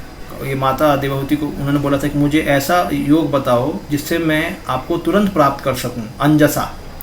तो वो अब भक्ति योग का यहाँ पे डिस्क्रिप्शन चल रहा है. ठीक है, उसके बारे में चल रहा है. तो योगी भी दो तरह, सांख्य मतलब मैंने पहले बताया कि भौतिक चीज़ों को गिनना और आध्यात्मिक चीज़ों को भी गिनना, दोनों का एनालिसिस, केवल भौतिक का नहीं. तो सांख्य ये क्या है? ये नास्तिक सांख्य नहीं है, ये आस्तिक सांख्य है जिसमें स्पिरिचुअलिटी भी एडेड है. ठीक है. तो यहाँ पे तो शुद्ध भक्ति का निरूपण चल रहा है. यहाँ पे तो अभी योग का बात ही नहीं चल रहा है, शुद्ध भक्ति चल रही है यहाँ पे. Thus in reality स्वर्ग ये हो गया. ठीक है, आगे. The devotees certainly do not desire the wealth of in Vaikuntha such as Sashti. अब देखो ये मैंने पहले ही बोला कि, या पहले भी स्टेटमेंट आ चुका है कि चतुर्विधा मुक्ति तो भक्त चाहता ही नहीं है. तो वैकुंठ का वेल्थ मतलब साष्टी मतलब क्या है? वैकुंठ में सेम ऐश्वर्य जो विष्णु को मिलेगा वो आपको मिलेगा, सेम ऐश्वर्य. तो उसको नहीं चाहिए, उसको बोलते हैं भागवतीम श्रियम, नहीं चाहिए. And the bliss of Brahman भी नहीं चाहिए, और पहले देख लिया हमने, इंडिकेटेड बाय द वर्ड च. Since their minds and the senses are absorbed in the lord's smile and glance. उनका मन और इंद्रियां भगवान के स्मित, उनके स्माइल और उनके कटाक्ष उन दोनों में इतनी गुम हो गई हैं कि उनको ना तो ब्रह्मन का सुख, ना साष्टी, सामीप्य, सालोक्य, सारूप्य, ये सब कुछ नहीं चाहिए. दो दे do not Dzire this things they attain Vaikuntha the planet of the Lord. This shows that Lord is particular affection for his devotees. लेकिन फिर भी भगवान उनको दे देते हैं, ये उनका प्रेम है भगवान का भक्तों के प्रति. तो ये बताया जा रहा है. ठीक है.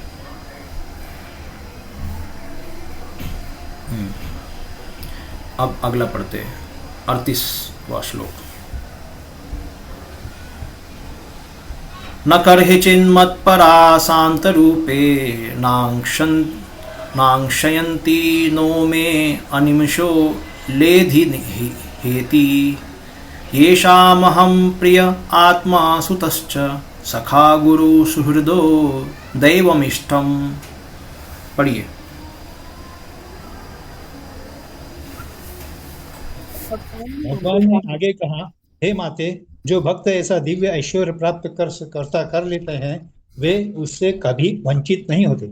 ऐसे ऐश्वर्य को न तो आयुध, न काल परिवर्तन, न विनष्ट कर काल परिवर्तन ही विनष्ट कर सकता है. क्योंकि भक्तगण मुझे अपना मित्र, संबंधी, पुत्र, शिक्षक, शुभचिंतक तथा परम देव मानते हैं, अतः किसी काल में भी उनसे यह ऐश्वर्य छीना नहीं जा सकता। हरे कृष्ण। अभी आप सबने सुना है छिन्न पुण्य मर्त लोकम विशंति, सुना है? छिन्न पुण्य हो गया तो गिर जाएगा। जब भगवान किसी भक्त को स्वर्ग भी देंगे तो उसका पुण्य खत्म नहीं होता है, ये ध्यान देना। ये भक्त के लिए अप्लाइड नहीं है। वो भक्त फ्रस्ट्रेट होके भले आ जाएगा नीचे, वो बोलेगा मेरे को यहाँ पे नहीं रहना है, मुझे भगवान की भक्ति करनी है, लेकिन पुण्य खत्म होके नहीं आएगा, क्योंकि जो भी भगवान देते हैं वो शाश्वत होता है। ये जो भी भगवान ने किसी भक्त को उसकी भक्ति से दिया है वो शाश्वत होता है, ये समझना है। अनन्यस चिंतयन, ये कौन सा है? योगक्षेम वहाम्यम अनन्यस चिंतयन्तो माम ये जना पर्युपासते तेषाम नित्य अभियुक्तानाम योगक्षेम वहामि अहम। योग मतलब जो चीज़ नहीं है वो ला के दे देता हूँ, और क्षेम मतलब जो है उसको बचा के रखता हूँ। भगवान भक्त का ऑपुलेंस नहीं ख़त्म करते। यानी खास करके प्रभुपाद जी जब जयानंद प्रभु का लिखे हैं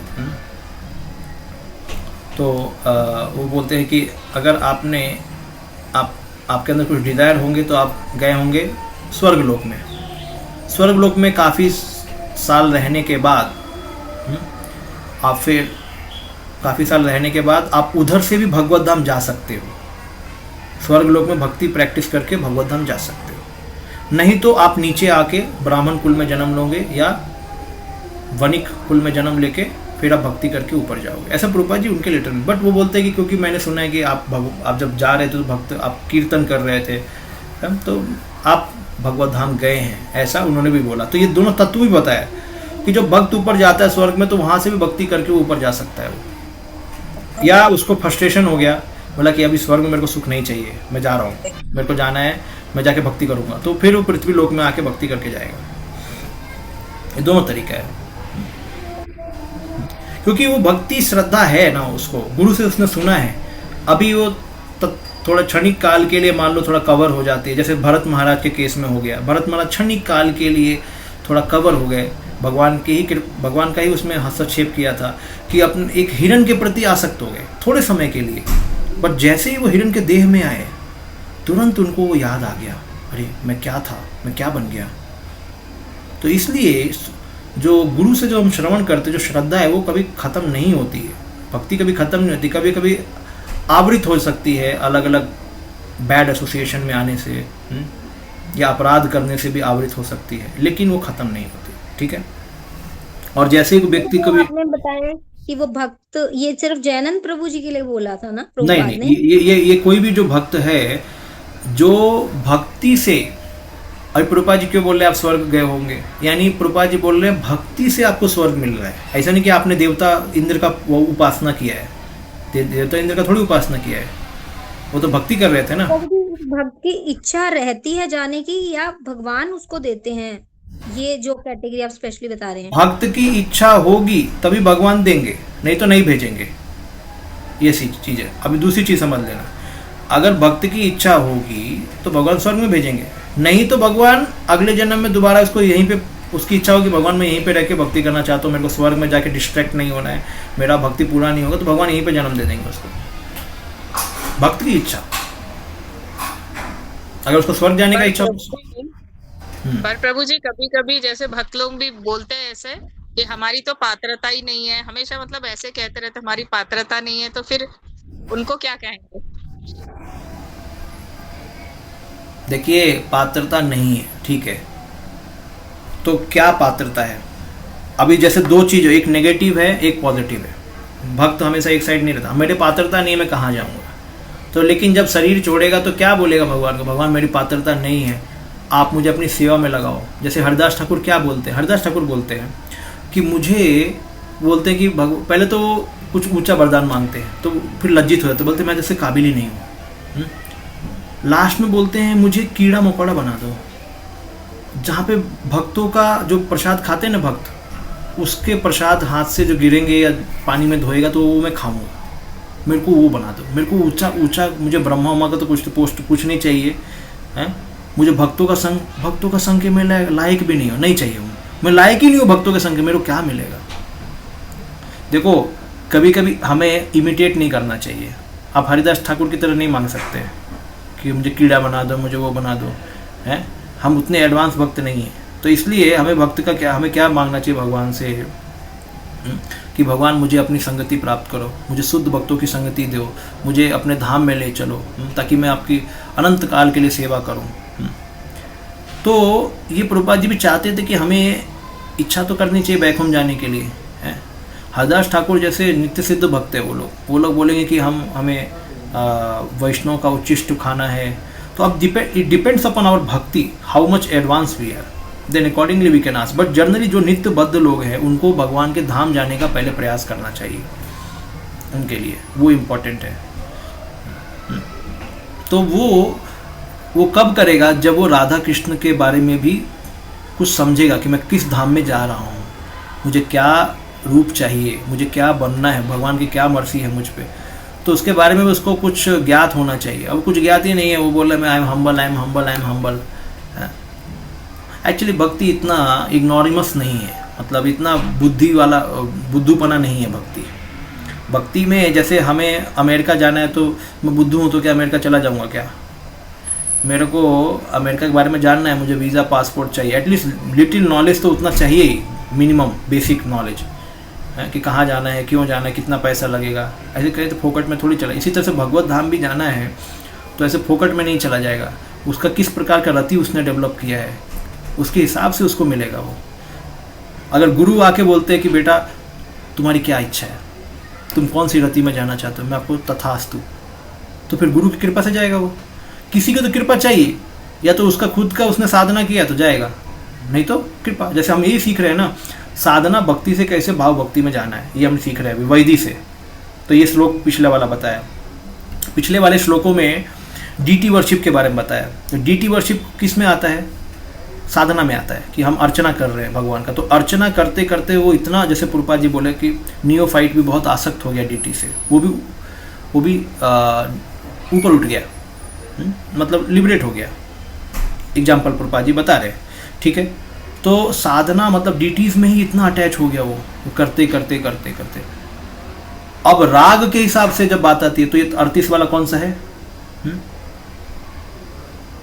तो ये राग में, हे माते भक्त ऐसे दिव्य ऐश्वर्य प्राप्त करना, वो किंचित वो ऐसे ऐश्वर्य को ना आयुध और ना काल परिवर्तन कभी नष्ट होता है।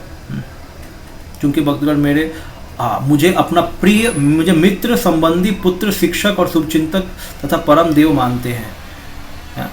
तो ये वाला, चूंकि भक्तगण मुझे अपना क्या मानते हैं? मित्र। ये राग वाली बात आ गई।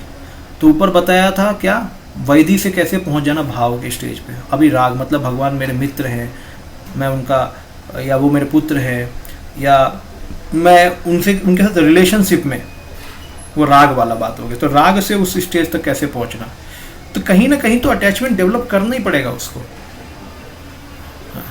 भगवान के प्रति। ये सब निराकार वाले भी बोलते हैं मुझे ब्रह्मन में लीन होना है, और भक्त बोलता है कि मेरे को कुछ नहीं चाहिए। ऐसा नहीं, भक्त को कुछ ना कुछ तो चाहिए। जैसे हरिदास ठाकुर कुछ तो मांग रहे हैं, उनके भक्ति के हिसाब से मांग रहे हैं। कोई ये नहीं बोल रहा मुझे कुछ नहीं चाहिए चुपचाप, अरे कुछ तो मांगो, कुछ तो बोलेगा भगवान आपकी सेवा चाहिए, आपके भक्तों की सेवा चाहिए, कुछ तो बोलना ही पड़ेगा। मैं बहुत हम्बल हूँ, मेरे कुछ नहीं चाहिए, ऐसा कुछ नहीं होता है, कुछ तो आपको लेना ही पड़ेगा। ठीक है ना, समझ में आ रहा है ना? तो प्रभु जी, हाँ, ध्रुव महाराज ने भी तो प्रभु जी बोला था कि मेरे को कुछ नहीं चाहिए, लेकिन भगवान ने बोला नहीं तुम्हारी इच्छा जो थी वो मैं दूंगा। ध्रुव महाराज ने आगे क्या बोला? मुझे भक्ति मुहु प्रवहता त्वयि में प्रसंगो, भक्ति मुहु प्रवहता त्वयि में प्रसंगो, मुझे ऐसे प्रसंगो, ऐसे शुद्ध भक्त का संग दो जिनका हृदय एकदम पवित्र है, और उनके संग में मैं आपके लीला का गुणगान सुनूंगा। मांग रहे हैं वो बोले मुझे भौतिक आसक्ति वाला चीज नहीं चाहिए, लेकिन मुझे भक्तों का प्रसंग चाहिए, मुझे भक्तों का संग चाहिए। देखो, जब ये भक्तों का संग मांगते हैं तो भगवान बोलेंगे तेरे को मुक्ति नहीं चाहिए, तुमको वैकुंठ का ऐश्वर्य भी नहीं चाहिए, तो तुम्हें भक्तों का संग चाहिए, तो चलो मैं तुमको ऊपर लेके चलता हूँ, वहां पे तुम्हें भक्तों का संग। अब देखो, भक्त का संग मांगा है, लेकिन फिर भगवान को ध्रुव लोक भी दिए और उधर भी भक्त का संग दिए हैं भगवान उधर। तो कहने का मतलब ये है कि भक्त की कोई ना कोई पर्टिकुलर इच्छा होगी ही होगी जिससे वो बहुत आसक्त होगा। तो ये इंपॉर्टेंट चीज है। ओके ना। हरिदास ठाकुर इतना माला करते थे तो वो क्या है, उनके अंदर तृणादपि शून्य चाहिए ना, बहुत भर भर के था। इसलिए वो वैष्णव का केवल उच्चिष्ट खाना चाहते हैं। वो भी वैष्णव रहे, मतलब मनुष्य जीवन में तो शायद नहीं मिलेगा, हर कोई नहीं देगा, तो कीड़ा बन जाएंगे। तो कीड़ा बनेंगे तो मेरे को, जैसे ब्रह्मा जी बोलते हैं मुझे पर्वत बना दो, कहाँ पे, बरसाना में। उद्धव बोलते हैं मुझे गुलमलता बना दो, कहाँ पे, कुसुम सरोवर में। तो सबकी इच्छा है कि नहीं है? इवन बड़े बड़े नित्य मुक्त भक्तों की भी इच्छा है। तो हमें भी कुछ ऐसी स्पेशल इच्छा हम कर सकते हैं भगवान से। तो उसके लिए हमें थोड़ा भक्ति एडवांस करना पड़ेगा। अभी तो ठीक है, हम सेवा करें तो हम सेवा ही मांग सकते हैं भगवान से, मुझे सेवा में लगाओ। हम ज़्यादा उनका इमिटेट नहीं कर सकते। हमें बस सेवा में लगाओ, भक्तों की सेवा में लगाओ, आपकी सेवा में लगाओ, हमें जीवन पर्यंत आपकी सेवा में लगाओ, हमें और कुछ नहीं चाहिए। इतना हम तो प्रे कर सकते हैं। और जब और एडवांस होंगे तो एक पर्टिकुलर मूड हो सकता है हमारा, उस मूड के लिए हम प्रार्थना करेंगे। गोपी के मूड के लिए, या माता के मूड के लिए, या सखा के मूड के लिए, या दास का मूड, कोई भी मूड ऐसा। अच्छा, तो ये हो गया ना, मैंने पढ़ दिया। यस, आपने, किसी ने पढ़ दिया इसको? हो गया? हाँ ठीक है, पढ़ लिया प्रभु जी, आप पढ़ लिया, अब तात्पर्य रह गया। हाँ ठीक है, तात्पर्य। भगवद गीता में कहा गया कि मनुष्य अपने पुण्य कर्मों के प्रभाव से स्वर्गलोक तक, यहाँ तक कि ब्रह्मलोक तक पहुँच सकता है, किंतु जब उन पुण्य कर्मों का प्रभाव फल समाप्त हो जाता है तो पृथ्वी पर लौटकर उसका नवीन जीवन कर्म प्रारंभ करना पड़ता है। इस तरह भले ही कोई सुख भोग करे या दीर्घ जीवन के लिए स्वर्ग चला जाए, किंतु वह स्थायी वास नहीं है। परंतु जहाँ तक भक्तों का प्रश्न है, उनकी संपत्ति, भक्ति की उपलब्धि तथा वैकुंठ का ऐश्वर्य इस लोक में भी कभी नष्ट नहीं होती। इस श्लोक में कपिल देव अपनी माता को शांत रूपा कहकर संबोधित करते हैं, जिसे सूचित होता है कि भक्तों का ऐश्वर्य स्थिर है, क्योंकि भक्तगण वैकुंठ लोक में निरंतर स्थित हैं, जिसे शांत रूप कहते हैं। इसमें सतोगुण रहता है, जो रजोगुण तथा तमोगुण विचलित नहीं कर सकते, जिसे रजोगुण तमोगुण विचलित। एक बार भगवत भक्ति में स्थापित हो जाने पर मनुष्य के इस दिव्य सेवा पद को विनष्ट नहीं किया जा सकता। तो देखिए, जो भक्त भगवत भक्ति में स्थापित होता है तो उसके दिव्य पद को विनष्ट नहीं किया जा सकता, अपितु आनंद तथा सेवा के अपार वृद्धि होती रहती है। वैकुंठ लोक में कृष्ण भक्ति में संलग्न भक्तों पर काल का भी प्रभाव नहीं पड़ता है।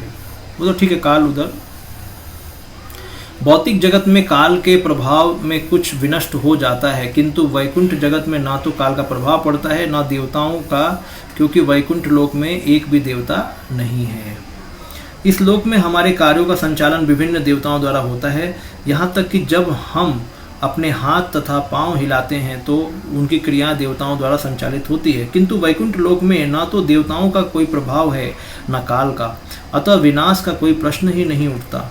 जब काल तत्व उपस्थित हो जाता है तो विनाश निश्चित होता है, किंतु जब काल तत्व भूत, वर्तमान या भविष्य नहीं रहता तो हर वस्तु शाश्वत होती है। अतः इस लोक में न नंक्षन्ति शब्दों का प्रयोग किया हुआ है, जिससे सूचित होता है कि दिव्य ऐश्वर्य का कभी विनाश नहीं होता। जो भक्तों को जो दिव्य ऐश्वर्य मिलता है उसका कभी विनाश नहीं होता। जैसे आप देखेंगे कि इवन ध्रुव लोक भी इसी संसार में है, लेकिन उसको वैकुंठ माना जाता है, तो ध्रुव लोक का कभी विनाश नहीं होगा। विनष्ट न होने के कारण का भी उल्लेख हुआ है कि भक्तगण परमेश्वर को अत्यंत प्रिय विभूति के रूप में स्वीकार करते हैं और उनसे नाना प्रकार से संबंध स्थापित करते हैं। वे परमेश्वर को सर्वप्रिय मित्र, सर्वप्रिय परिजन, सर्वप्रिय पुत्र, सर्वप्रिय शिक्षक, सर्वप्रिय शुभचिंतक या सर्वप्रिय देव विग्रह के रूप में स्वीकार करते हैं। भगवान सनातन है, अतः उनसे जो भी कोई संबंध बनाता है वो भी सनातन होता है। यहाँ इसकी पुष्टि की गई है कि ऐसे संबंधों को विनष्ट नहीं किया जा सकता। उन संबंधों के ऐश्वर्य को भी विनष्ट नहीं किया जा सकता। प्रत्येक जीव में किसी न किसी से प्रेम करने की प्रवृत्ति होती है। हम देखते हैं कि जब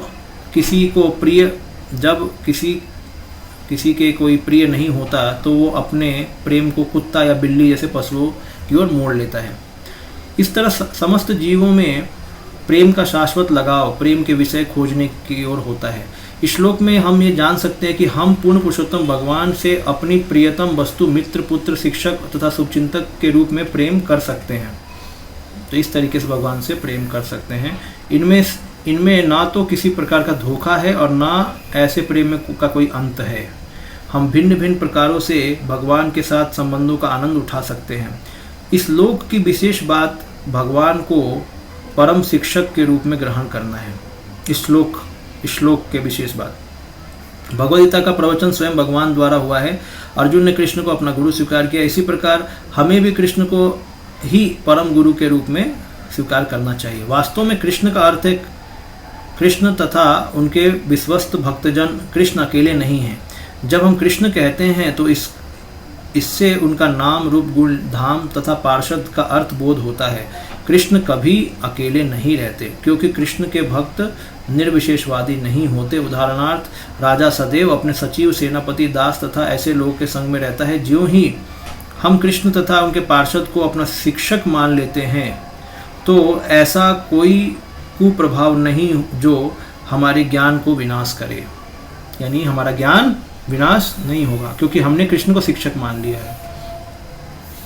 भौतिक जगत में हमारे द्वारा अर्जित ज्ञान काल के प्रभाव से बदल सकता है, किंतु पूर्ण पुरुषोत्तम भगवान कृष्ण के प्रवचन से प्राप्त होने वाले निष्कर्ष जो हमें भगवद गीता से मिलते हैं कभी नहीं बदलते।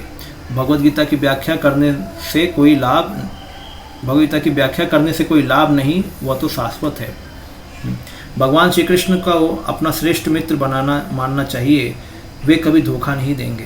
वे सदैव मित्रवत सम्मति प्रदान करेंगे और भक्तों की मित्रवत रक्षा करेंगे। यदि श्री कृष्ण को पुत्रवत माना जाए तो वे कभी मरेंगे नहीं।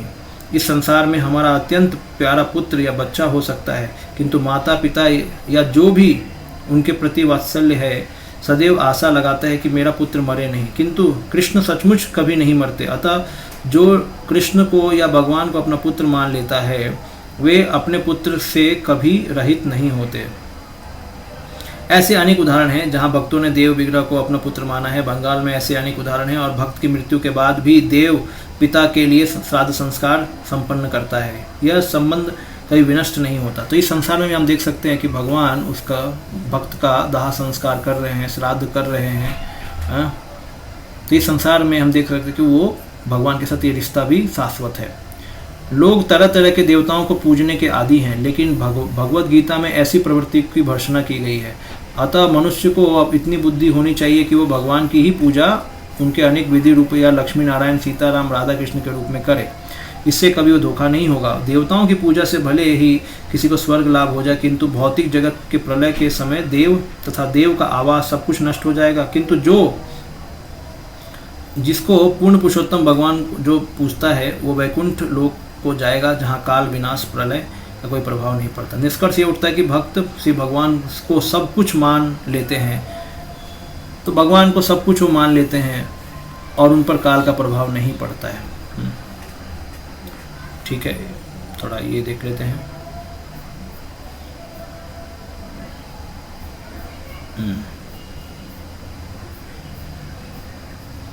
The devotees in the spiritual world are never deprived of any enjoyment. My wheel of time does not afflict. तो विश्वनाथ ठाकुर बोल रहे हैं कि जो मेरे भक्त हैं आध्यात्मिक धाम में उनको कभी भी भोग की कमी नहीं होती, क्योंकि समय कभी कुछ खत्म नहीं करता भक्तों के लिए, जिनके लिए मैं प्रेमी हूँ, आत्मा हूँ, बेटा हूँ, दोस्त हूँ और एल्डर और उनका दोस्त या डीटीज हूँ।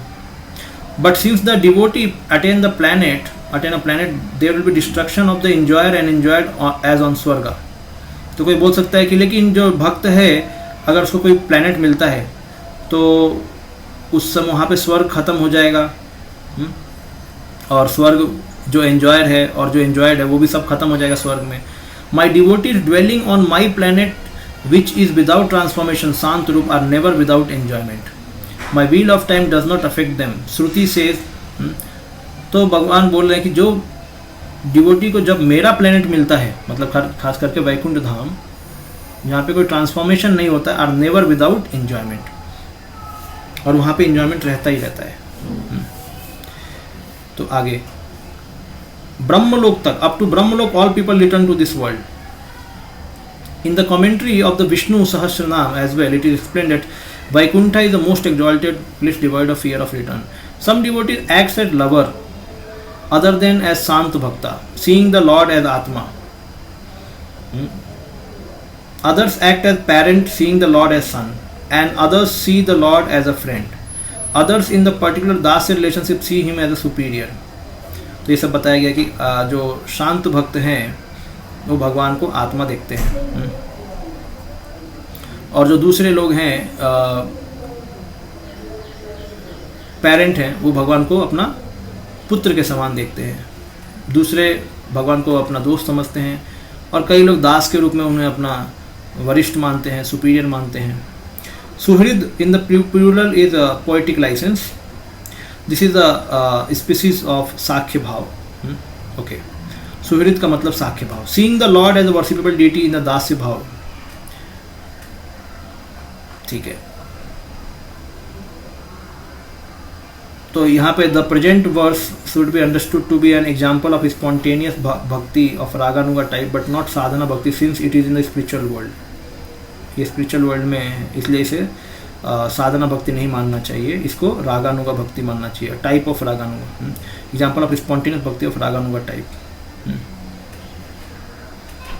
ठीक है, तो यहाँ पे जो श्लोक में क्या बताया जा रहा है कि शांत रूपे जो बोल रहे हैं, तो शांत रूपे अपनी माता को बोल रहे हैं कि शांत रूपे जो उनको वैकुंठ धाम में शांत रूप मिल जाएगा, तो वो कहने का मतलब है कि वो कभी ख़त्म नहीं होगा, वो संबंध कभी ख़त्म नहीं होगा। जो आपको वैकुंठ धाम में जो ऐश्वर्य मिल गया है वो कभी ख़त्म नहीं होगा। और हमने ये भी डिस्कस किया कि इस संसार में जो भक्त को मिलता है वो भी लंबे समय के लिए रहता है, और भक्त के लिए पुण्य का इशू नहीं है, क्योंकि उसको भगवान ने दिया, तो वो फ्रस्ट्रेट होकर अपना पोजीशन बदल देगा। वो बोलेगा कि मुझे भगवान का भक्ति करना, मैं जा रहा हूँ। जैसे खास करके आप देखिए गोप कुमार की स्टोरी जब आती है किसमें, बृहद भागवतामृतम में, तो वो तुरंत एक एक करके ऊपर जा रहे थे। ऐसा नहीं कि उनका पुण्य खत्म हो रहा तो वो निकल रहे, नहीं, उनको बोल रहे मेरे को यहाँ पे मज़ा नहीं आ रहा, मैं जा रहा हूँ, ऊपर जा रहा हूँ। तो ऐसे भक्त के हृदय में भगवान को पाने की इच्छा बनी रहती है, तो ये भक्त लोग एक जगह टिकेंगे नहीं, वो चले जाते हैं। तो उनके लिए पुण्य होने का कोई क्वेश्चन नहीं, क्योंकि उनका पुण्य तो प्रारब्ध पहले ही खत्म हो जाता है, तो पुण्य का कोई क्वेश्चन ही नहीं आता है। जैसे हम भक्ति लेते हैं, प्रारब्ध भगवान के अंडर आ जाता है या वो खत्म हो जाता है। प्रारब्ध का खत्म होने का ये भी मतलब है कि जो चीज़ से हमें भक्ति में जो हमें ऑब्स्टिकल क्रिएट होगा वो चीज़ नहीं होगा। ये भी श्रीधर स्वामी बताते हैं प्रारब्ध खत्म होने का मतलब। अभी कोई बोलेगा भैया मुझे तो दुख हो रहा है, मेरा प्रारब्ध कैसे खत्म हो गया, अभी बचा हुआ है। ये हमें नहीं सोचना चाहिए। तो ये भी भक्ति रसायन सिंधु में बताया गया है कि प्रारब्ध खत्म हो गया है, इसका मतलब जो भक्ति में जो विघ्न है उसको गुरुदेव हटा लेते हैं। ओके, अब भक्ति कोई कर रहा है लेकिन उसके विघ्न नहीं खत्म हो रहे, तो उसको समझना चाहिए कि ये जो है ये विघ्न नहीं है, ये मेरे भक्ति का पोषक है। ये मुझे भक्ति में, जैसे शुद्ध भक्त है उसको भगवान बहुत सारी कठिनाइयाँ देंगे, तो ये इसलिए नहीं कि उस कठिनाई को क्यों दे रहे हैं क्योंकि उसने कोई अपराध किया, इसलिए नहीं, क्योंकि उसके लिए कोई भी कठिनाई है ही नहीं। स्वर्ग अपवर्ग नरकेशु अपि तुल्याथ दर्शनम, तो उनके लिए भगवान कठिनाई देते हैं दूसरों को सिखाने के लिए कि देखो मेरा भक्त कितना बड़ा चढ़ा भक्त है। लेकिन जब हमारे जीवन में जब कठिनाई आती है तो दो तरीके हो सकते हैं, या तो अपराध की वजह से भी आए, या भगवान हमको देंगे तो वो कठिनाई नहीं है हमको प्यूरिफाई करने के लिए। तो उस तरह से हमें समझ के लेना चाहिए। हाँ, ये नहीं समझना चाहिए कि यार मेरा प्रारब्ध अभी बचा हुआ है, ये है वो है, ऐसा नहीं। क्योंकि जब हम भगवान को गुरु को समर्पण करते हैं तब हमारा प्रारब्ध भगवान ले लेते हैं। शास्त्रों में तो ये बोला कि 1-2 बार ही केवल हरिनाम सुनने से प्रारब्ध खत्म हो जाते हैं, प्रारब्ध। और तो फिर अब प्रारब्ध पे बोलेगा बट मैं ब्राह्मण हूँ तो मेरा प्रारब्ध है क्या, इसीलिए बोला गया है कि प्रारब्ध वो चीज़ है जिससे आप, जो आपके भक्ति के कंड्यूसिव नहीं है वो ले लेते हैं भगवान।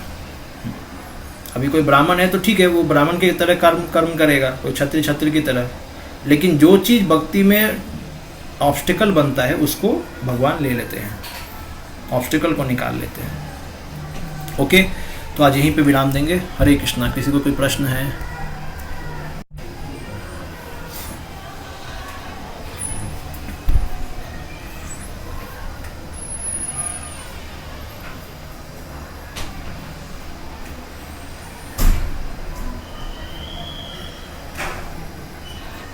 नहीं है? ठीक है। श्रील प्रभुपाद की जय। ग्रंथराज श्रीमद् भागवतम महापुराण की जय। Hare Krishna. Will end here.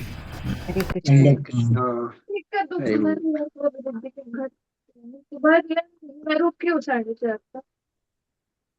हाँ हाँ कुछ हाँ हाँ हाँ।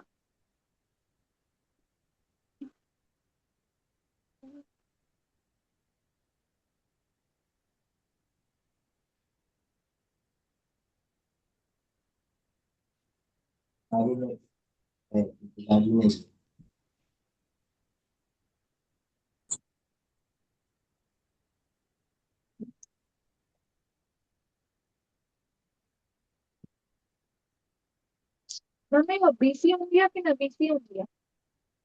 खबर नहीं क्यों।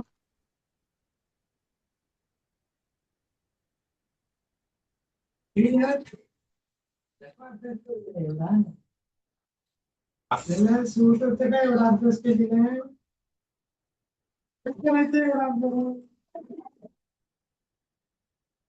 चुकून पहिले पास होणं मुश्किल आहे, तेच ना, काय लक्ष नाही.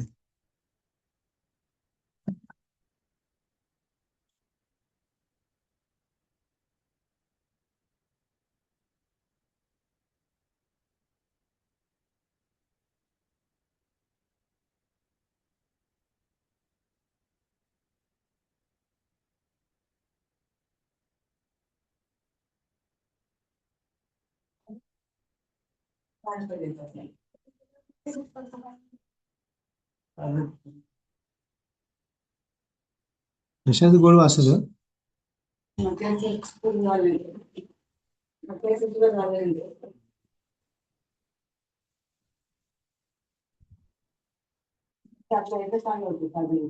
हा तेच ना.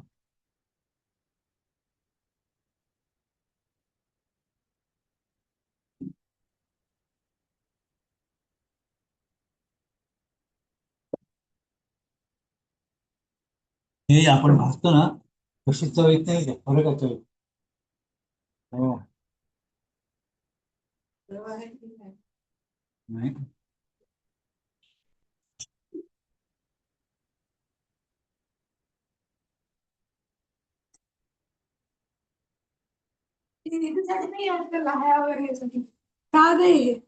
हम्म.